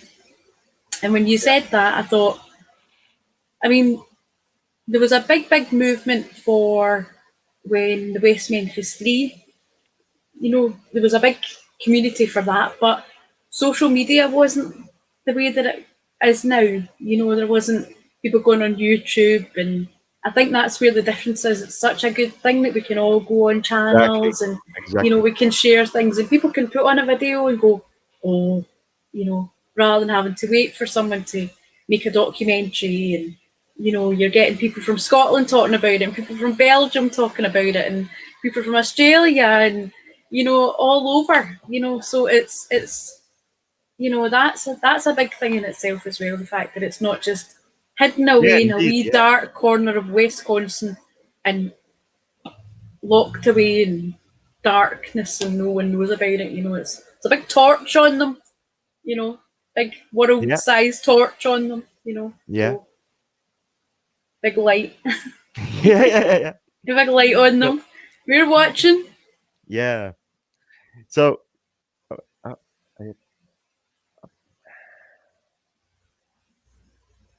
yes. But yeah, so so we didn't do too well talking about OJ. I think we'll maybe do that another time, Jerome. Yeah. There is no problem. But I have 3 questions for you. Yeah, sure. First question: what is your name?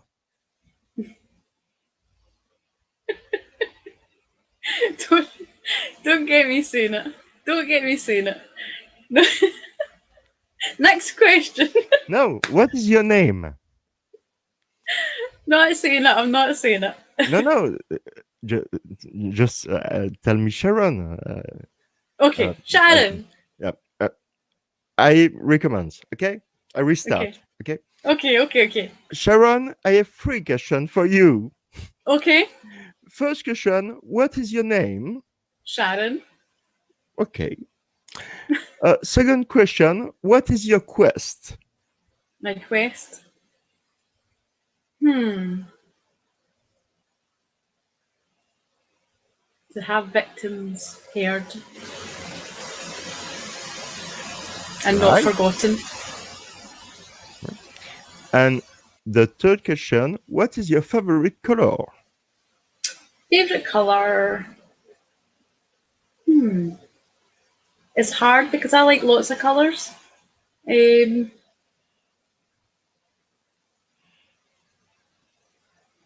Probably like an aqua color, like a turquoise color. But then I like loads of colors. No. Rainbow. Okay. Can I say rainbow? Yeah. Can I say a rainbow of colors? It's okay. I was in deep thought there. I had to give it thought. I was giving it thought. No, it's okay. It was the 3 question in the Holy Grail. The guy. I know. I was going to give those answers, but I thought I'd give my real answers. Sharon, no, you have passed the bridge of my heart. Thanks. There's a link for Sharon. And Sharon, if you need to go, you can go. No, I've got another 5 minutes. Okay. William said rose quartz. Yeah, rose quartz, but that's a stone. That's a stone. And I love my rose quartz. I do love rose quartz. So it's hard. When I think of colours, I do think of I'm not a person that likes pink colours as such, but I do like the stone rose quartz. Chase. And William knows. Would like to react to this question, to this topic of Chase?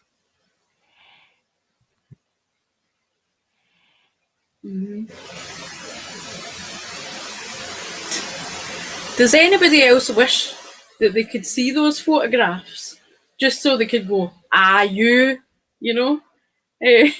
dirty so-and-so, I knew you were in on it, not to see what they were up to, but just to see, to be nosy, to go, oh, I knew it was you, so yeah.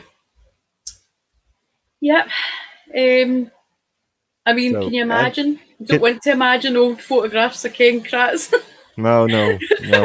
I don't even want to see a new photograph of Ken Kratz. Even I see Ken Any Kratz photo. when it's normal. I Yes. mean, Yeah. I'm afraid. So no. You want a shower? It's like, go Yeah. away. No. It's like, vampire, go away. Yeah. This guy is creepy. I'm Yeah. sorry. I'm sorry, Mr. Kratz, if you see this segment of the MaM-A-Thon where I talk to you, but you are maybe a nice person. I don't know, but you are really creepy. Yeah, see that. Yes. That's creepy when you do that. That's creepy. You know, like it. I'm joking. Yeah, go do that to him. Go do that to him. I'm joking. I'm joking. You're too good at it, though. You're too good. There's William.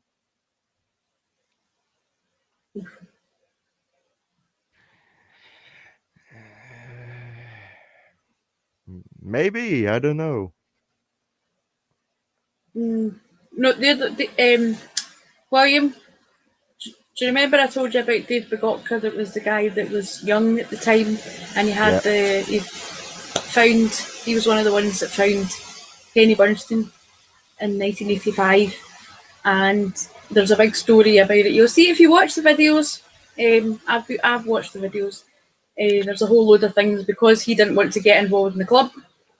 And the club, they basically torched his, wrecked his pub, or his bar, as they say. But yeah, they showed him photographs of all sorts of people in the area that are now very influential people, who got involved in the club. Should say allegedly, but Dave swears by it that that's what happened, and Jerome knows him well enough to trust him. I don't know Dave too well. Not that I'm saying I don't trust him, but I'm not going to stand here and say, or sit here and say, oh, I pure know Dave. Do you know what I mean? I don't know him as well as Jerome does. So, and Jerome trusts him. So, that's good enough for me because I trust Jerome. Thank you very much.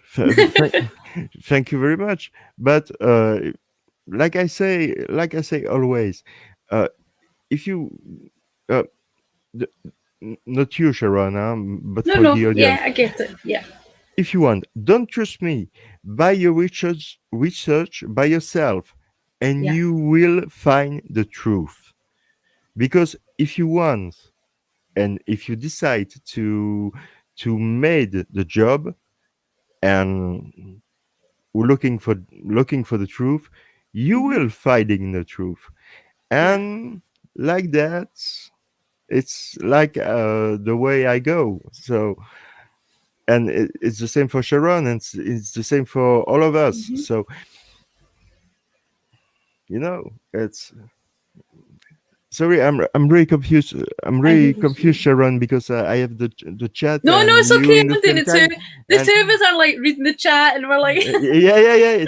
I was trying to see what Miss It's a little bit confusing, and I have not be put that bottom one up. It's empty. Put the one up that Mystical Jinx said about Ken Kratz.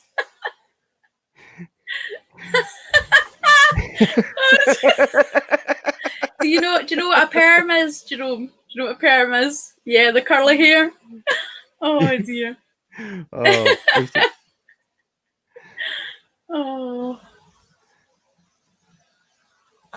Yeah, Jane needs to go and get ready because we have to go and get ourselves all organised. So I better go and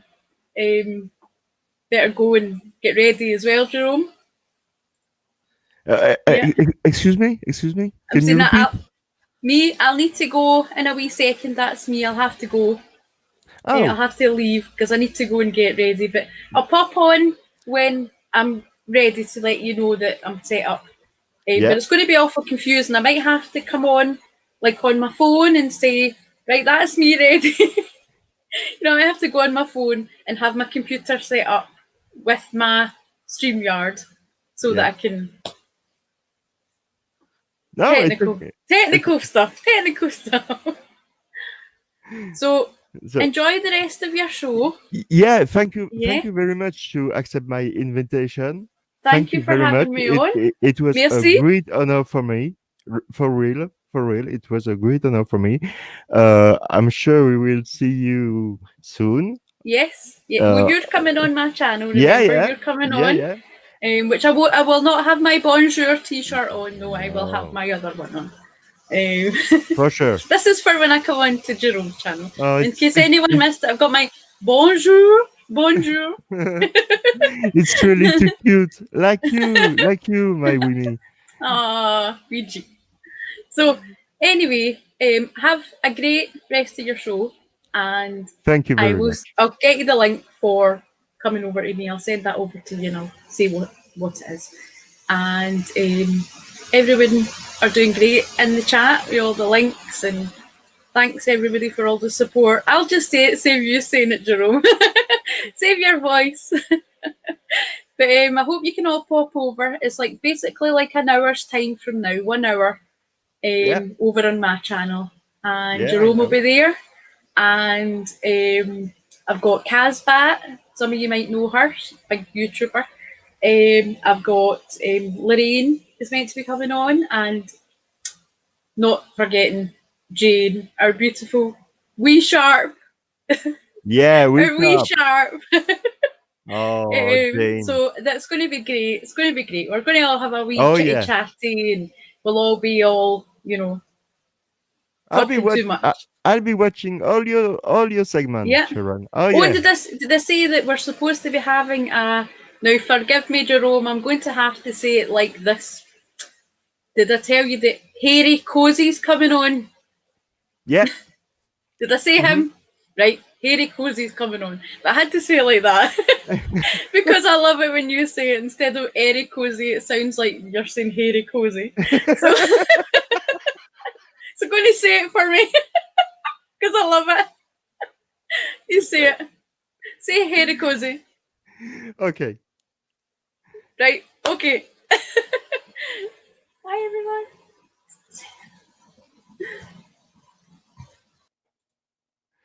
Oh, it was Miss Sharon Sunshine. She's really amazing. Don't you think? Yeah? Oh, she's really great. So, wow. It was a great moment with Sharon. Yeah, I will share the link for the Sharon Sunshine YouTube channel. And if you haven't done so already, please subscribe to his channel, because Sharon is amazing, a real amazing person. So, oh yeah, we all love Sharon. Oh yeah. And we love you. And Linda, we all love you too. All of you. We love you. Oh, excuse me. Sometimes my English is very bad. So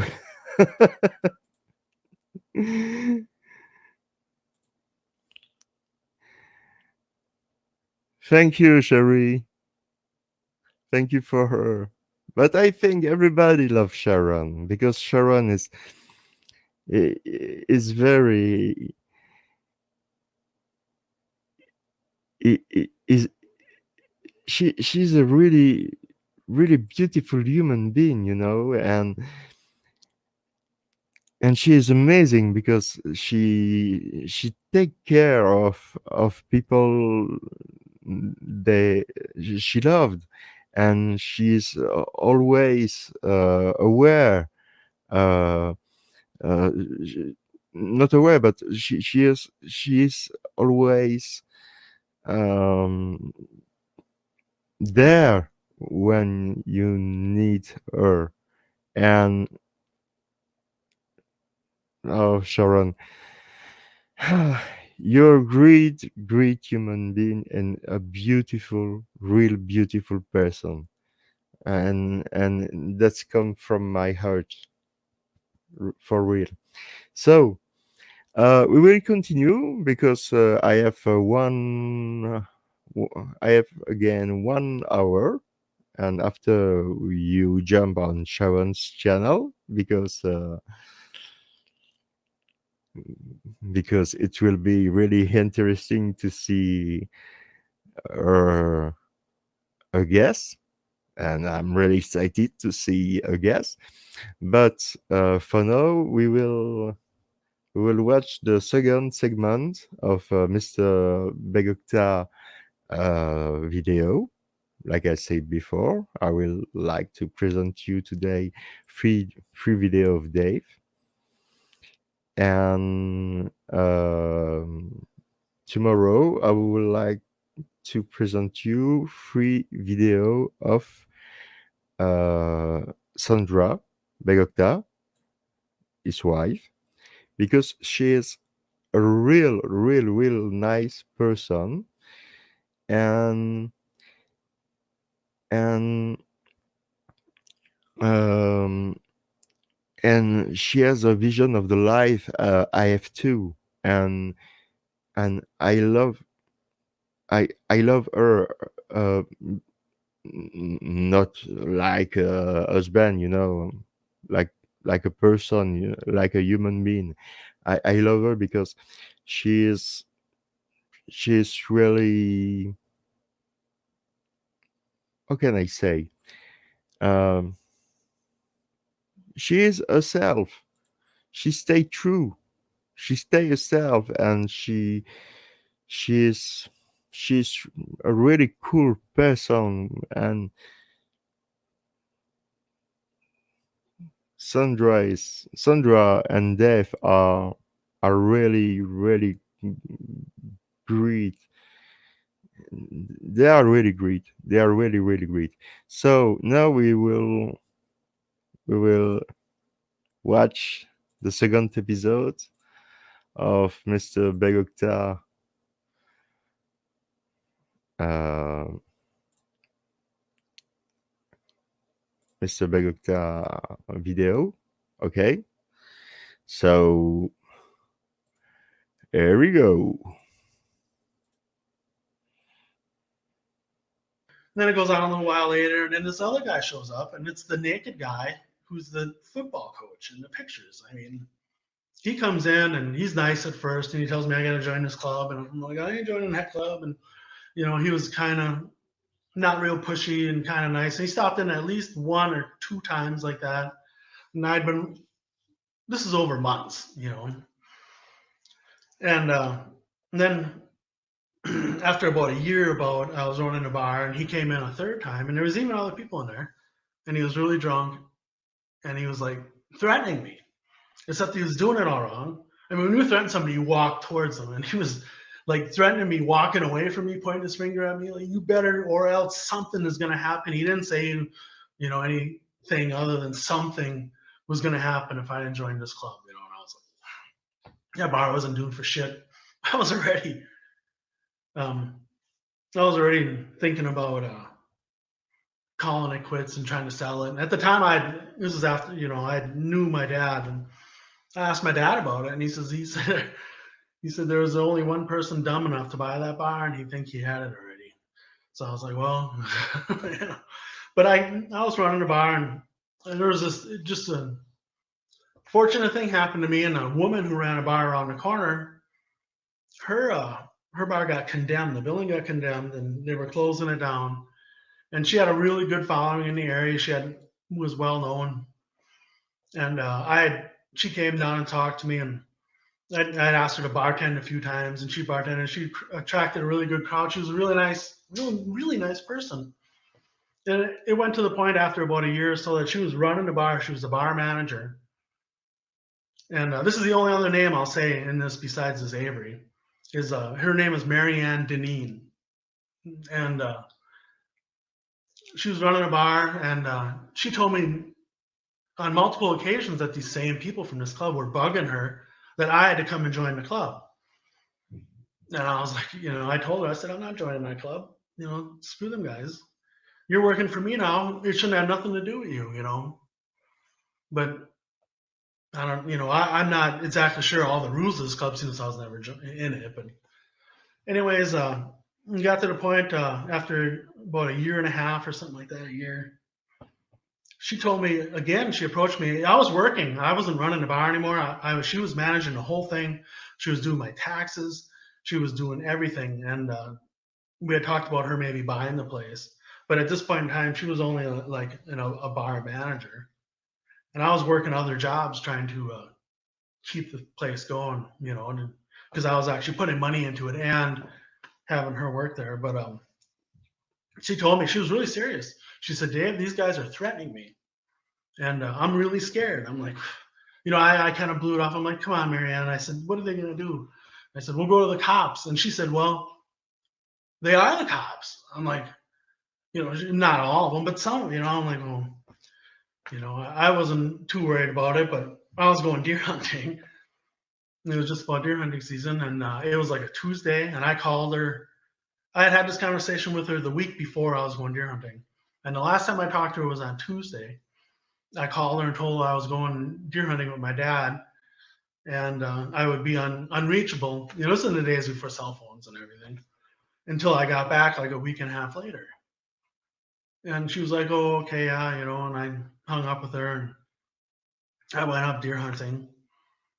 And about Friday or Saturday night, I was in a bar with my dad, and he decided to sucker punch, neck toss me across the bar for making fun of his cowboy hat. And I was like, well, I don't want to hang out with you for a while. So I drove home, drove home all night. It was like midnight. It was 4 hours away to where his cabin is.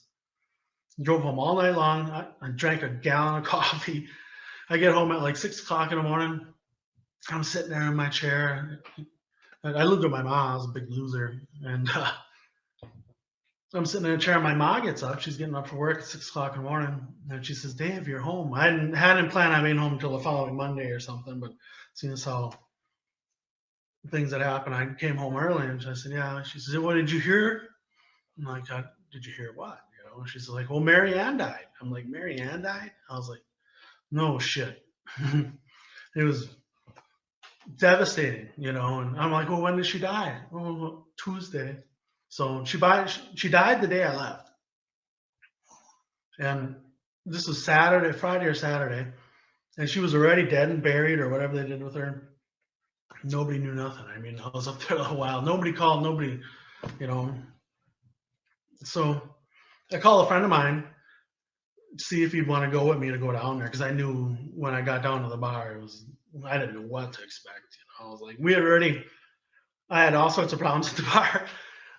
One day, this was a couple months before this, I got home from work and I opened up the paper and I saw, local bar gets busted for 7 minors. Oh, my bar. I was like, oh, Christ, $2,800. It was nothing I could do. Nobody told me about it. She was handling everything. And but anyways, I get down there and the place is empty. Everything was gone. There was only a couple of open bottles of booze, and the checkbook was there, but it was overdrawn. There was nothing in the checkbook. I had a few $1,000s in cash there in a drawer that every week a local company would come in, their third shift would come in the morning and cash their checks and drink and stuff and hang out. So I had money there, all gone. Everything was gone.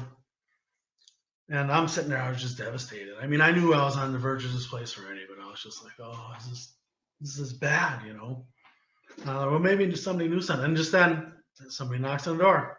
It was Marianne's boyfriend. I don't even remember his name. I know they were living together. But I was like, he came in. I told him all the story about Marianne. And he's like, well, what do you know? I'm like, I don't know nothing. I don't know nothing. Where, And he said, well, he was the one that found Marianne.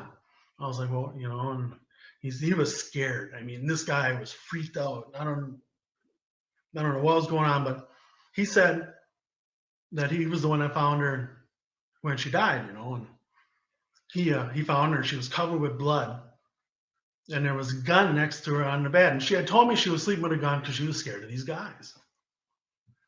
And he said when the cops got there, they arrested him and put him in handcuffs because it was so bloody and such a mess that they thought he did it, and then they found out it was a heart attack or whatever.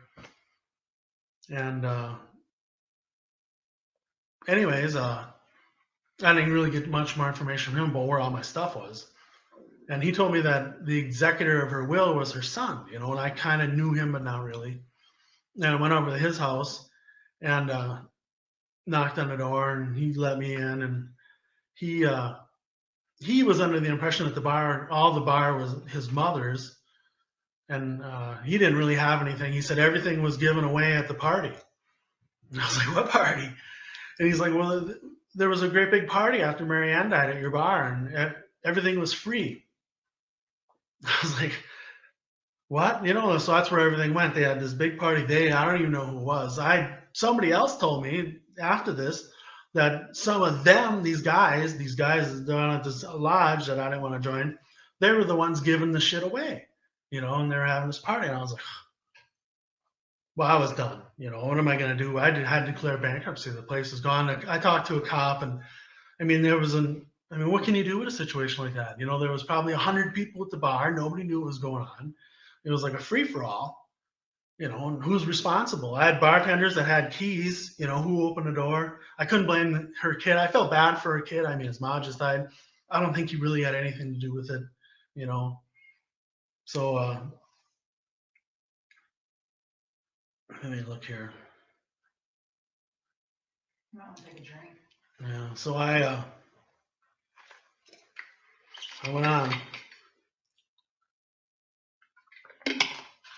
And a few years later, some people I thought were my friends told me they had a big surprise for me at this restaurant. And I didn't know what they were talking about. When I went there, we were drinking and hanging out at this restaurant, and I had this big surprise. And it gets to the end of the night, and there's these few people sitting at the end of the bar, and they're like, Dave, come over here and meet these people. I'm like, okay. I come down there. I wasn't sure who they were. And I sit down, and they're like, oh, Dave, we want you to join our club. And I'm like, oh my God, I don't join this club, And here I find out who these people are. And like I said, I'm not going to say any names, but the one guy, here it's the same guy that was spreading rumors about me in high school and saying the derogatory stuff about my mother, So I'm more than pissed, in the first place that, this guy, did this, and I had to go through all this. I mean, that was when I was a freshman. I lived with that every year all the way through high school after that, I mean, it didn't get hushed up with the stuff that he said. And I didn't want nothing to do with him, and then the cover up when I was a kid. And then the threats on Mary Ann.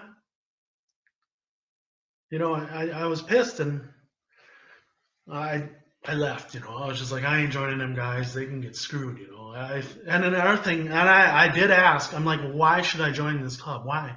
And they said, well, for jobs. I was like, there it is. That's why, people talk about, these jobs, all the good jobs in the city and the county, and all the management good jobs, they're all controlled.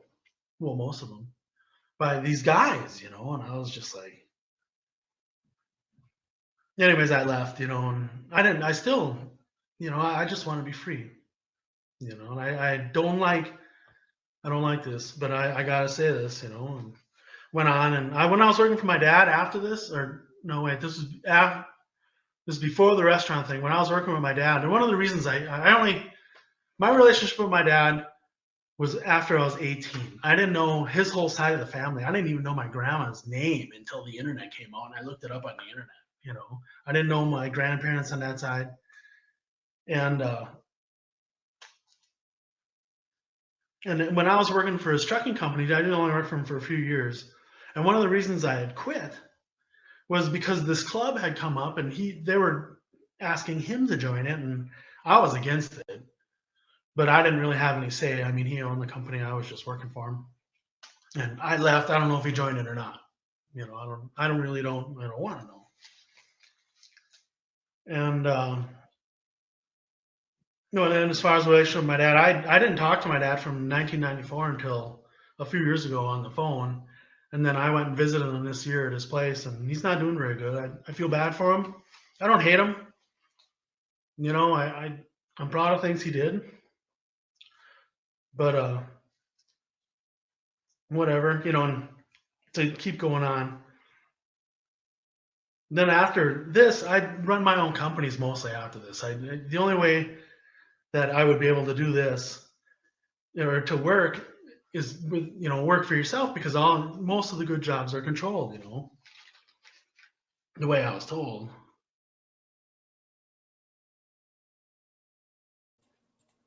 Yeah, it was the second segment of Dave Botka video.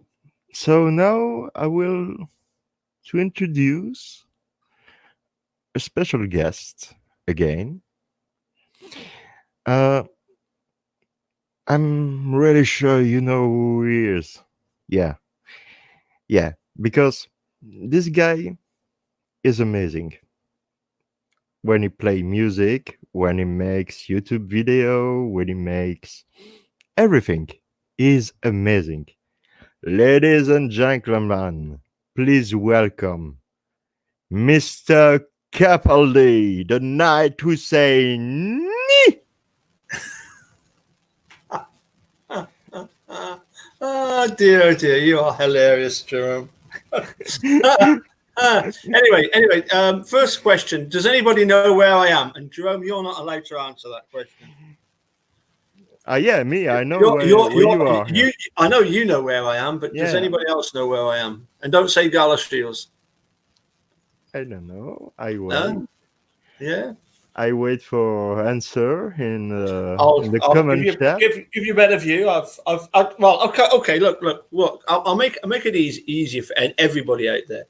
This is somewhere in Belgium, a very, very famous place in Belgium. Where am I? And are you able to explain what the dickens that is that's behind me? Because it looks like something from I don't know, some episode of Doctor Who. It looks like some like, you know, spacecraft or something. What is it that landed on? It's in Brussels. That's right. Yeah, it's very much in Brussels. That's yes. right. Yeah. Do you remember the? You remember the Heysel Stadium disaster back in? I'm going to say about 1990, 1991, something like that. Oh yeah. I remember that very well. Yeah. You remember that? Yeah. Well, from the Heysel Stadium, I remember watching the game live, or at least what the carnage that was going on, and you could actually see the see this from a distance from the Heysel Stadium. It was that close. But go on then, Jerome. What is this that's behind me? This is the Atomium. Yes. Atomium. This is on Brussels. Yes. It was made for the anniversary of the not the anniversary the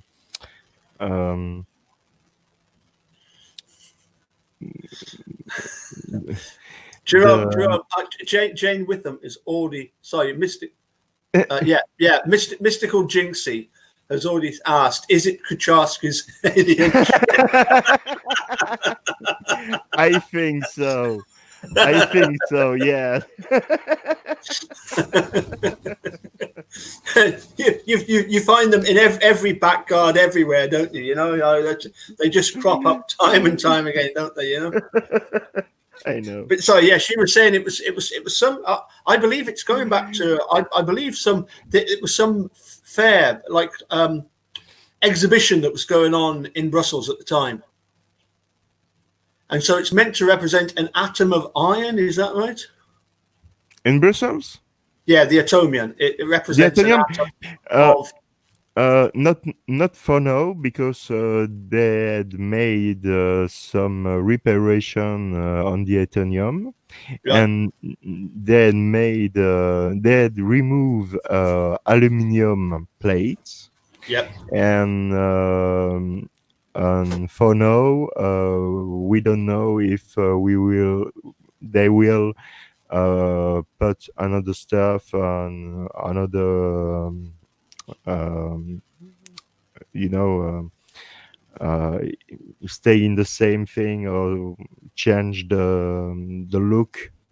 Well, we don't know for now, because in Belgium it's difficult to find a solution where you are asking something, because Belgium, it's like I said before, it's every all the time, and this is in Brussels, so Yes. it's difficult, because oh, Belgium is funny. Belgium is really funny, because and that's why we are funny, because we must do, or we need to to go out or drink a lot of beers, because Yeah. and I will drink cheers, my buddy. Yeah. Cheers. Cheers. I found the as I say, I found the second bottle of the dude's whiskey, and it's going down very nicely, as you can see. But it's yeah. The interesting thing is that it's all these pods are all the pods here are all connected, aren't they? So there's like a lift that goes up from ground floor, and it goes up to that top pod in like something. It's like 300 meters in something ridiculous, like so many seconds, and you get to the top, and it's like your stomach is still halfway down the lift. Yeah, exactly. And it goes at an incredible rate, and yet there's also elevators to all the other parts of all the other pods, aren't there? It's amazing construction. It's really amazing. Yeah, it was one of my favorite parts on my visit to Belgium. We went to Ghent. Is it Ghent or Genk? Genk. Oh, Genk. Yeah, but because some amazing museums reminded me of that Hieronymus Bosch painting. Jerome Bosch painting. Jerome Bosch is my favorite. For sure, it's my favorite painter of all. Mm-hmm. So I enjoyed that, and we also went to Brussels, obviously, to see the little boy who was the fountain. The little boy fountain. Yes. Yeah. How do you pronounce that? Because if I pronounce it in English, it's just going to sound rude. It's French. In French. Yeah. Nobody will understand, but it's like I say,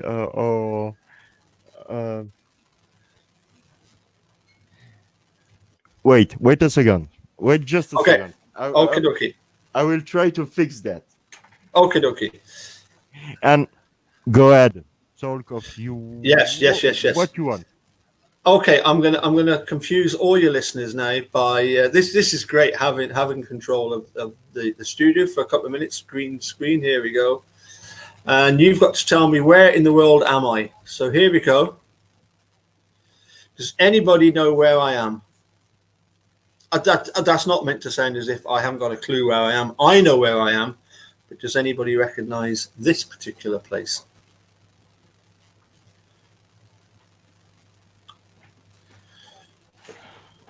So okay. I've set them some homework to do, because I've asked them where I am now. Yeah. And let's see if anybody can come up with the answer.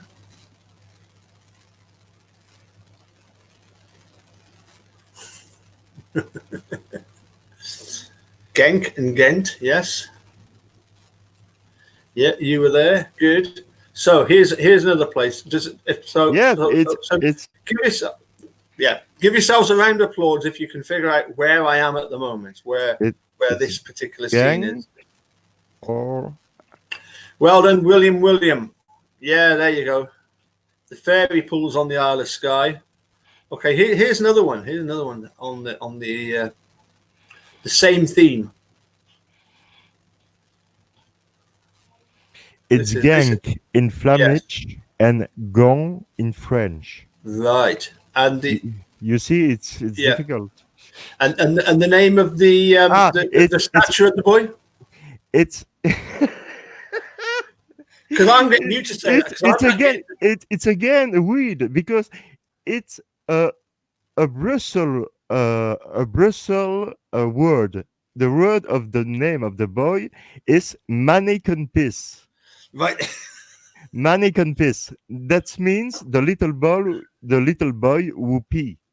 Yes. Okay, but it's not in the French language. It's not in the south. It's not on the north. It's only on Brussels. It's Manneken-Pis. Right. Okay. I'm glad we sorted that one out. Now then, where's William? Because William will know exactly where this is. Because if he's got the fairy pools, he'll know where this one is. Yeah. And everybody's saying Ireland. It's the most westerly part of the Isle of Skye before most westerly. So in other words, heading off towards Ireland, if you were heading towards Ireland and you were flying over Skye as the bird flies, this is the most westerly point on the island of Skye. So looking out as that direction is, if you were looking straight ahead from the lighthouse, you'd be looking across to across to Ireland. I have never visited. Visit the island. Do you?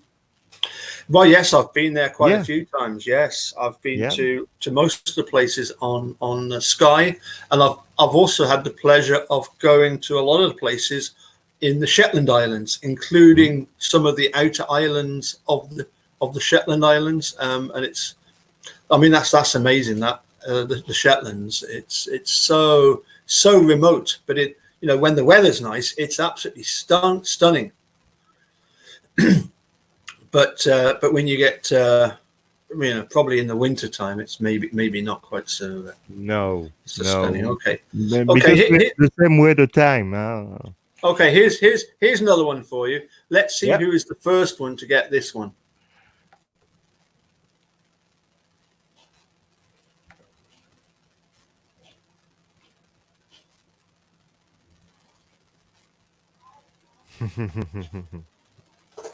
I know. Yeah. Okay. Well, wait and see. So sorry, Jerome. I had to run off and do a couple of lessons. So you've had Dave Botka join you, and Dave and Sandra. Right? Dave and Sandra. Yeah. And I always remember Dave telling me about when he used to run his bar in Manitowoc. I've actually been to Manitowoc I wouldn't say I did that many bars, but as a Scotsman in Manitowoc would do, I did visit one or two bars. It was somehow it was okay. We went to an Irish bar. I think it was called Murphy's Bar. Murphy's, Murphy's, yeah. Or was it just called Irish Bar? But anyway, it was very, very, very, very near the courthouse. Mm-hmm. Now, really, did you get me when I said Neast Point? Yes, it was Neast Point. That's exactly right. Yes. Now, David Moore has come up with the right answer. One above. Not that one. No. The other team that play in red.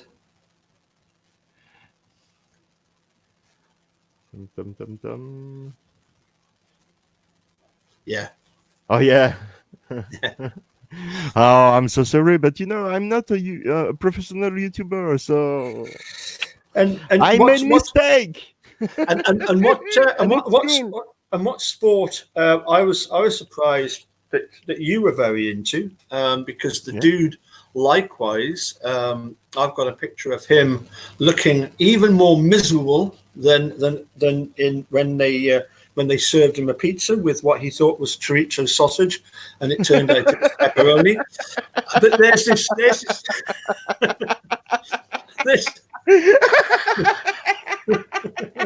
I exactly know what you mean.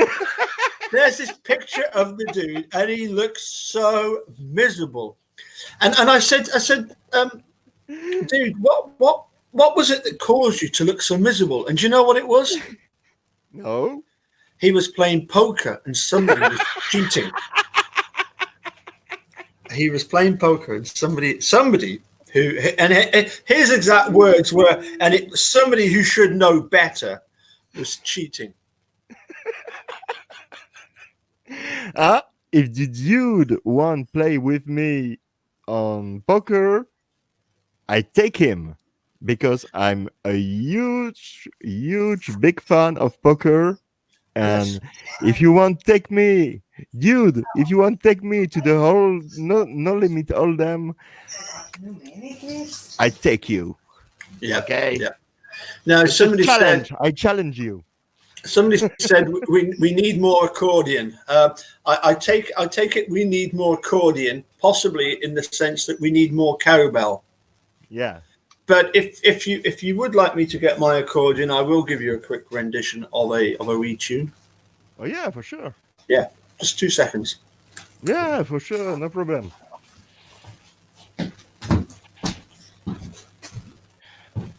No problem. We'll continue like that.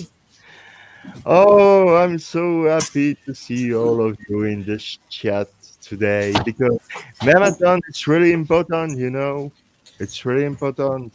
It's for first Teresa, first for Teresa, Stephen, and Brendan. But we fight for that. We really fight for Teresa, for Brendan, and for Stephen.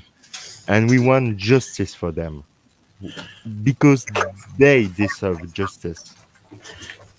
You're right? Oh, Mr. Capaldi. Oh.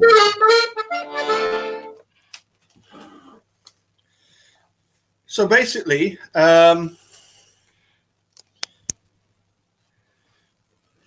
we had a situation whereby everybody was asking who, the hosts. We were getting inundated with these questions. Who are your guests? What time are your guests? Blah blah blah blah blah blah blah blah blah blah. And just to throw the spanner in the works, I said, well, I'm looking to include one of my guests from last time, Mr. Fantini. Everybody thought, who's Mr. Fantini? This is Mr. Fantini. Because that's what it says on the front there. It says Fantini. Exactly, because Mr. Capaldi is a music teacher, and Mr. Capaldi is a beautiful music player. Okay, here we go with a little French music tune called Style. It was really, really amazing. Thank you, Paul. Thank you. That was a little tune by I think it was by Amelia Vacca, a Frenchman, it's simply called Style Music. Style Music. I could be wrong, but I'm pretty sure that's who that was by. I would like to say cheese, my friend, cheese, because it was really beautiful. Cheers. Thank you very much. I've got another one for you. Oh. I'm going to put the screen down just a wee bit more, so that you can see the keys. Okay, so here we go. Yeah.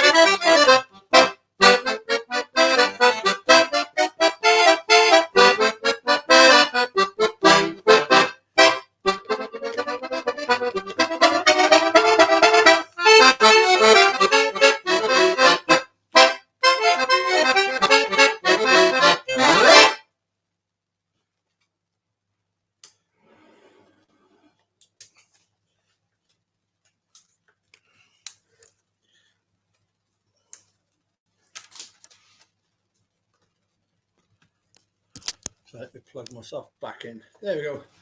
Hello there.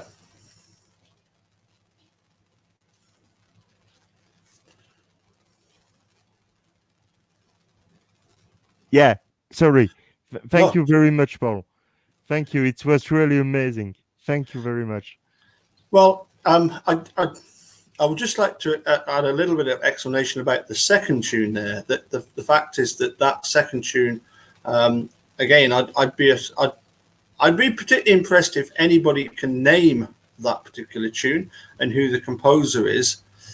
But one of the things that you probably noticed I did during that tune was I did a technique called a ricochet, which is where you sort of slap the bellows together. Yeah, now of course, you know, as a musician, one has to be dedicated to one's art. And, you know, if I was to slap the bellows against one another and I didn't have a great ballast weight here round about my belly to keep me attached to my to the seat, you know, if I'd have done that, you know, when I was my sort of weight at 18 when I was 9 stone, I'd have just shook myself off the floor, you know, off the stool and onto the floor. So it's very important, you know, to establish a bit of ballast weight here. You know, it's taken me ages like to work, to build the belly that I have done. But it's, you know, it's been hard work, but dedication. So anyway.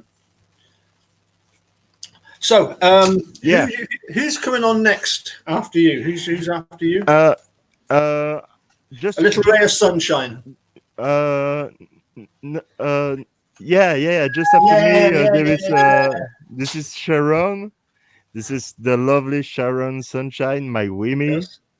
And she had really amazing guests, and I will watch that because it will be really interesting. And I saw your show, Paul, and with Flitside and with everyone, and it was really great. I would like to tell you, it was really, really great. David Moore has put, I don't know, but someone just ran away with your money box. Do you know what? Many years ago, I actually went to Amsterdam and busked in Amsterdam for a week. It was brilliant because what I did was me and my cousin, who plays saxophone, we were invited by my uncle. My uncle Chris was a keyboard player with the Fortunes back in the 60s. Oh. And he was playing in a piano bar in Amsterdam. He was doing a month there because that's what they did. You do like a month playing in a piano bar, then you get a month off, then you get sent by the agent to somewhere else. He literally went all over the world playing in piano bars. So he said to me and my cousin, you know, come up, he said, look, I'm going to Amsterdam in a couple of months' time. Why didn't you come along? So that's what we did. We went for a week, and in the months leading up to going to Amsterdam, I said to Ian, you know, we're going to have to learn some traditional Dutch tunes, you know. So I had him learning Tulips from Amsterdam and A Mouse in a Windmill and Old Amsterdam, and he just you just took it like as being that was genuine, you know.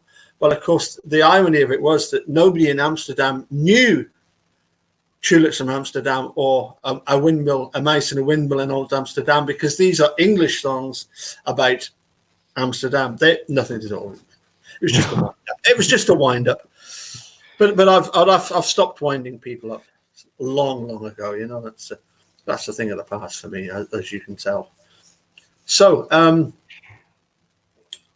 then yeah. So yes, so it's Sharon next, and then are we getting back into the Americans? Yeah. Are the Americans starting to take over again? Yeah. Yeah. Who have we got coming up? Have we got Linda and yeah, and Andrew. Andrew after, yeah, right, right. And Millbilly. And MaM-A-Billy just after, yeah. Millbilly, yep. He's Millbilly will not be at all happy that I put this picture of Anfield up. Because he's a Tottenham Hotspur fan. But anyway, we've all got our cross to bear, Millbilly, you know. We've all got to suffer in some ways. Yours is by choosing Spurs, I suppose, you know. So, Paul, yes, thank you very much for your presence today. And you're very welcome. No, thank you. It was again a really honor for me to receive you on the channel, because you are one of my mentor, and I respect you a lot. And well, I think it's what it is, Jerome. Is it's we all of us within this community, we all respect one another, or at least let's put it this way: we should all respect one another. Yeah, and that's you know, that's the way it should be. That was the way that I, you know. Yeah, that's the way I try. The way you do, myself, yeah. You know, is just to be respectful to one another, and hopefully we all get on. That's what you do on your channel. Yeah, and just you know, everything focused on, you know, trying to raise awareness, because if you know, I don't know how much of the Guilter community you've had the pleasure of interacting with. I used to get them right from the start. They were, as soon as I started up, I used to get the same guys that Eric Cozy used to get. You know, I look, they are completely meaningless. They are completely worthless. What they're trying to do is they want to try and make you feel as if you don't want to do this, you know.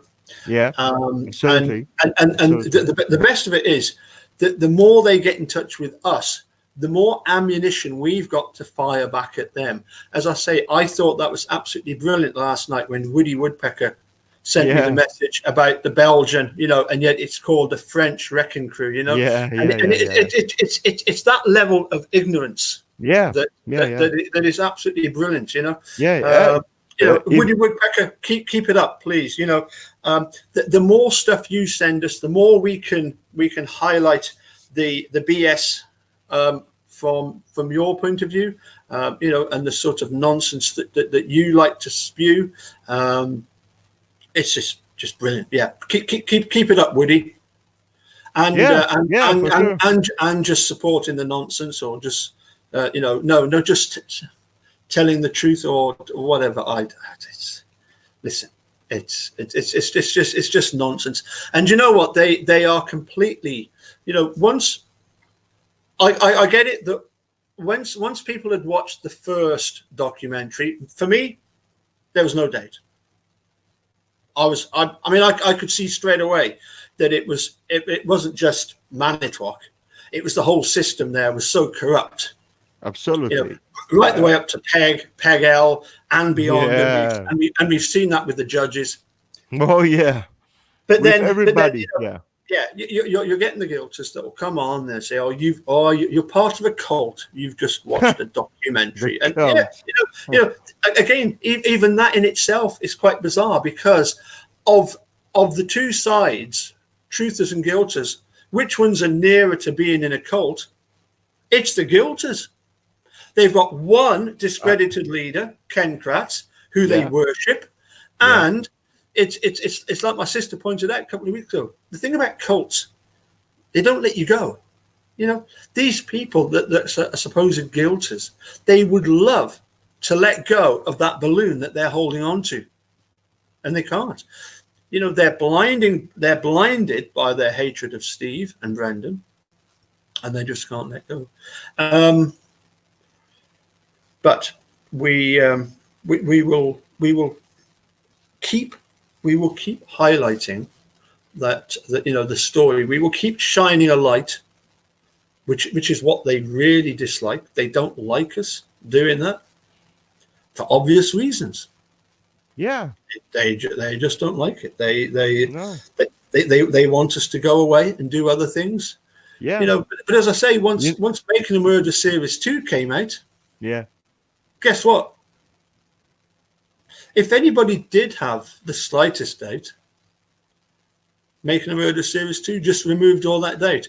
Me personally, I agree. It could take a while further for us to get to the bottom of this. Kathleen Zellner is fully invested in getting Steve and Avery out.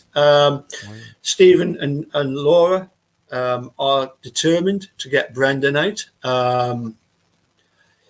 I must admit, I'll run this past you and the guests. What do you think about the idea that the reason that Governor Evers is seemingly ignoring the petition for clemency is simply going to wait until it's in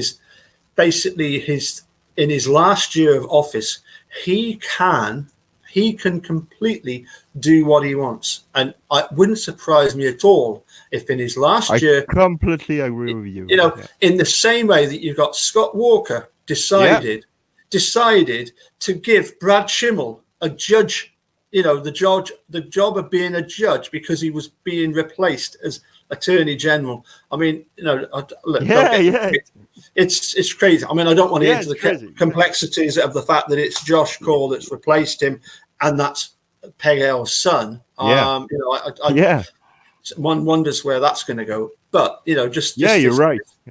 The fact that in his last year he can do these sort of things, and one just wonders if politically that actually might not be a pretty good move, Governor Evers, you know, to do that and to actually you know.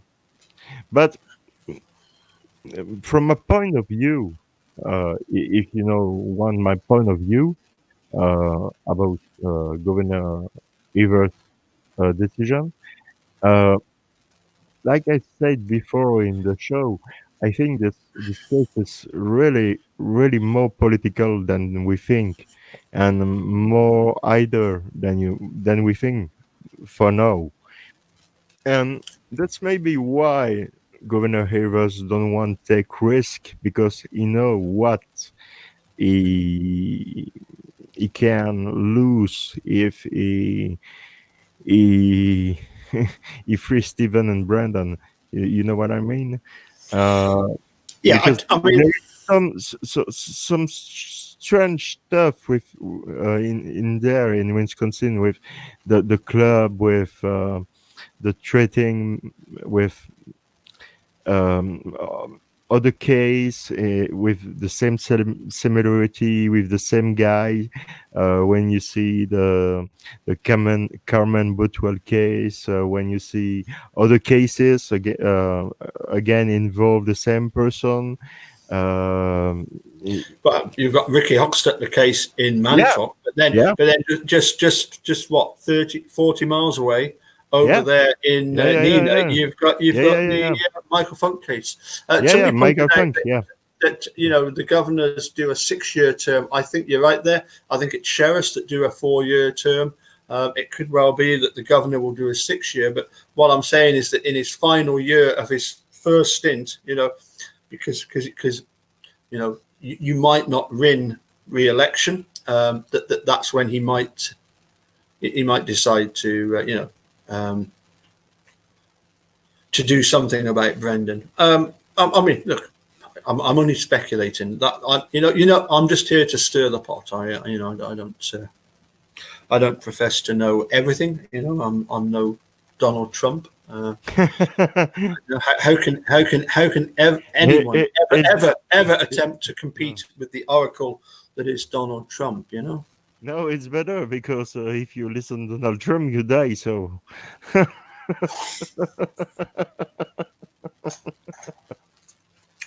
Do you know what was really bizarre though was even in the UK when the day of the presidential election, on the day itself, on the Tuesday, I had pupils who were looking at the situation and saying, well, look, Hillary Clinton might not be a great option, but for goodness sake, it's what could be worse than Donald Trump being elected?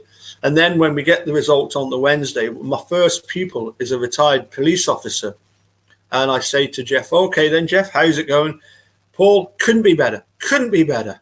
Not only have we left Europe, as in Britain has left Europe, but America have got a proper president.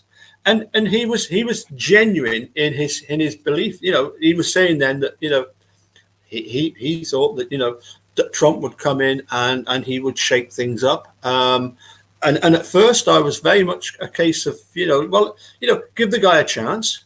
He's won the election. Give the guy a chance. If he's one of the, and a lot of people know that I wouldn't trust a politician as far as I can throw them. If a politician comes in and proves that he's not in it for his own self gain, which is what when Trump was elected, I thought, well, he's not in it for the money because he's already a billionaire. If he's doing it to genuinely,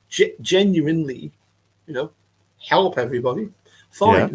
Let's wait and see. So anyway, as I say, I don't like getting drawn on politics too much, other than where I see that Me either. if something's definitely wrong. Anyway, we'd better let you move on to having a chat with, or is Sharon coming in here for a minute?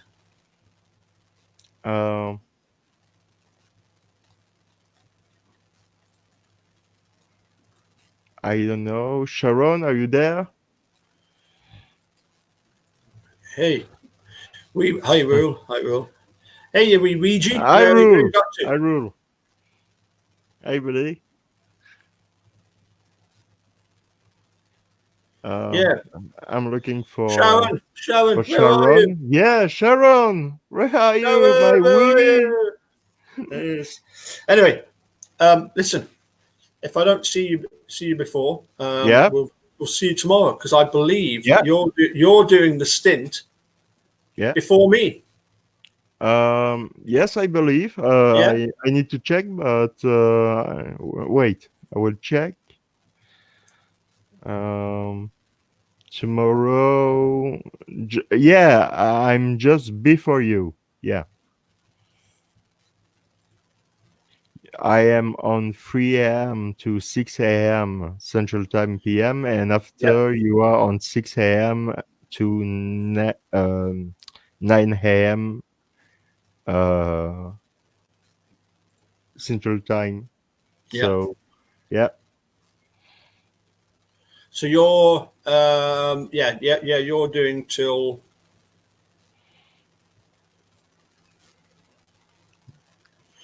Three till 6 Central Time. Yeah. Yeah, which is your like 10 o'clock to 1 o'clock. Yeah, for my time, yeah. And then I'll be along. I'll be along at my midday, but I'll look in for a couple of minutes beforehand. Okay. Yeah. Okay. Well, it was really a pleasure to receive you, because great being here. You're a great human being. You have an earth like that, and you're really a funny guy. You are loved. You know that you are really loved. You are really loved. And me, I don't have fee to tell that, and I'm not homosexual, but I have no fee to like that. My I, buddy, I I love know, you. I know what you're saying, dude. I appreciate you as well, and that's the reason why when I go back to my humble surroundings,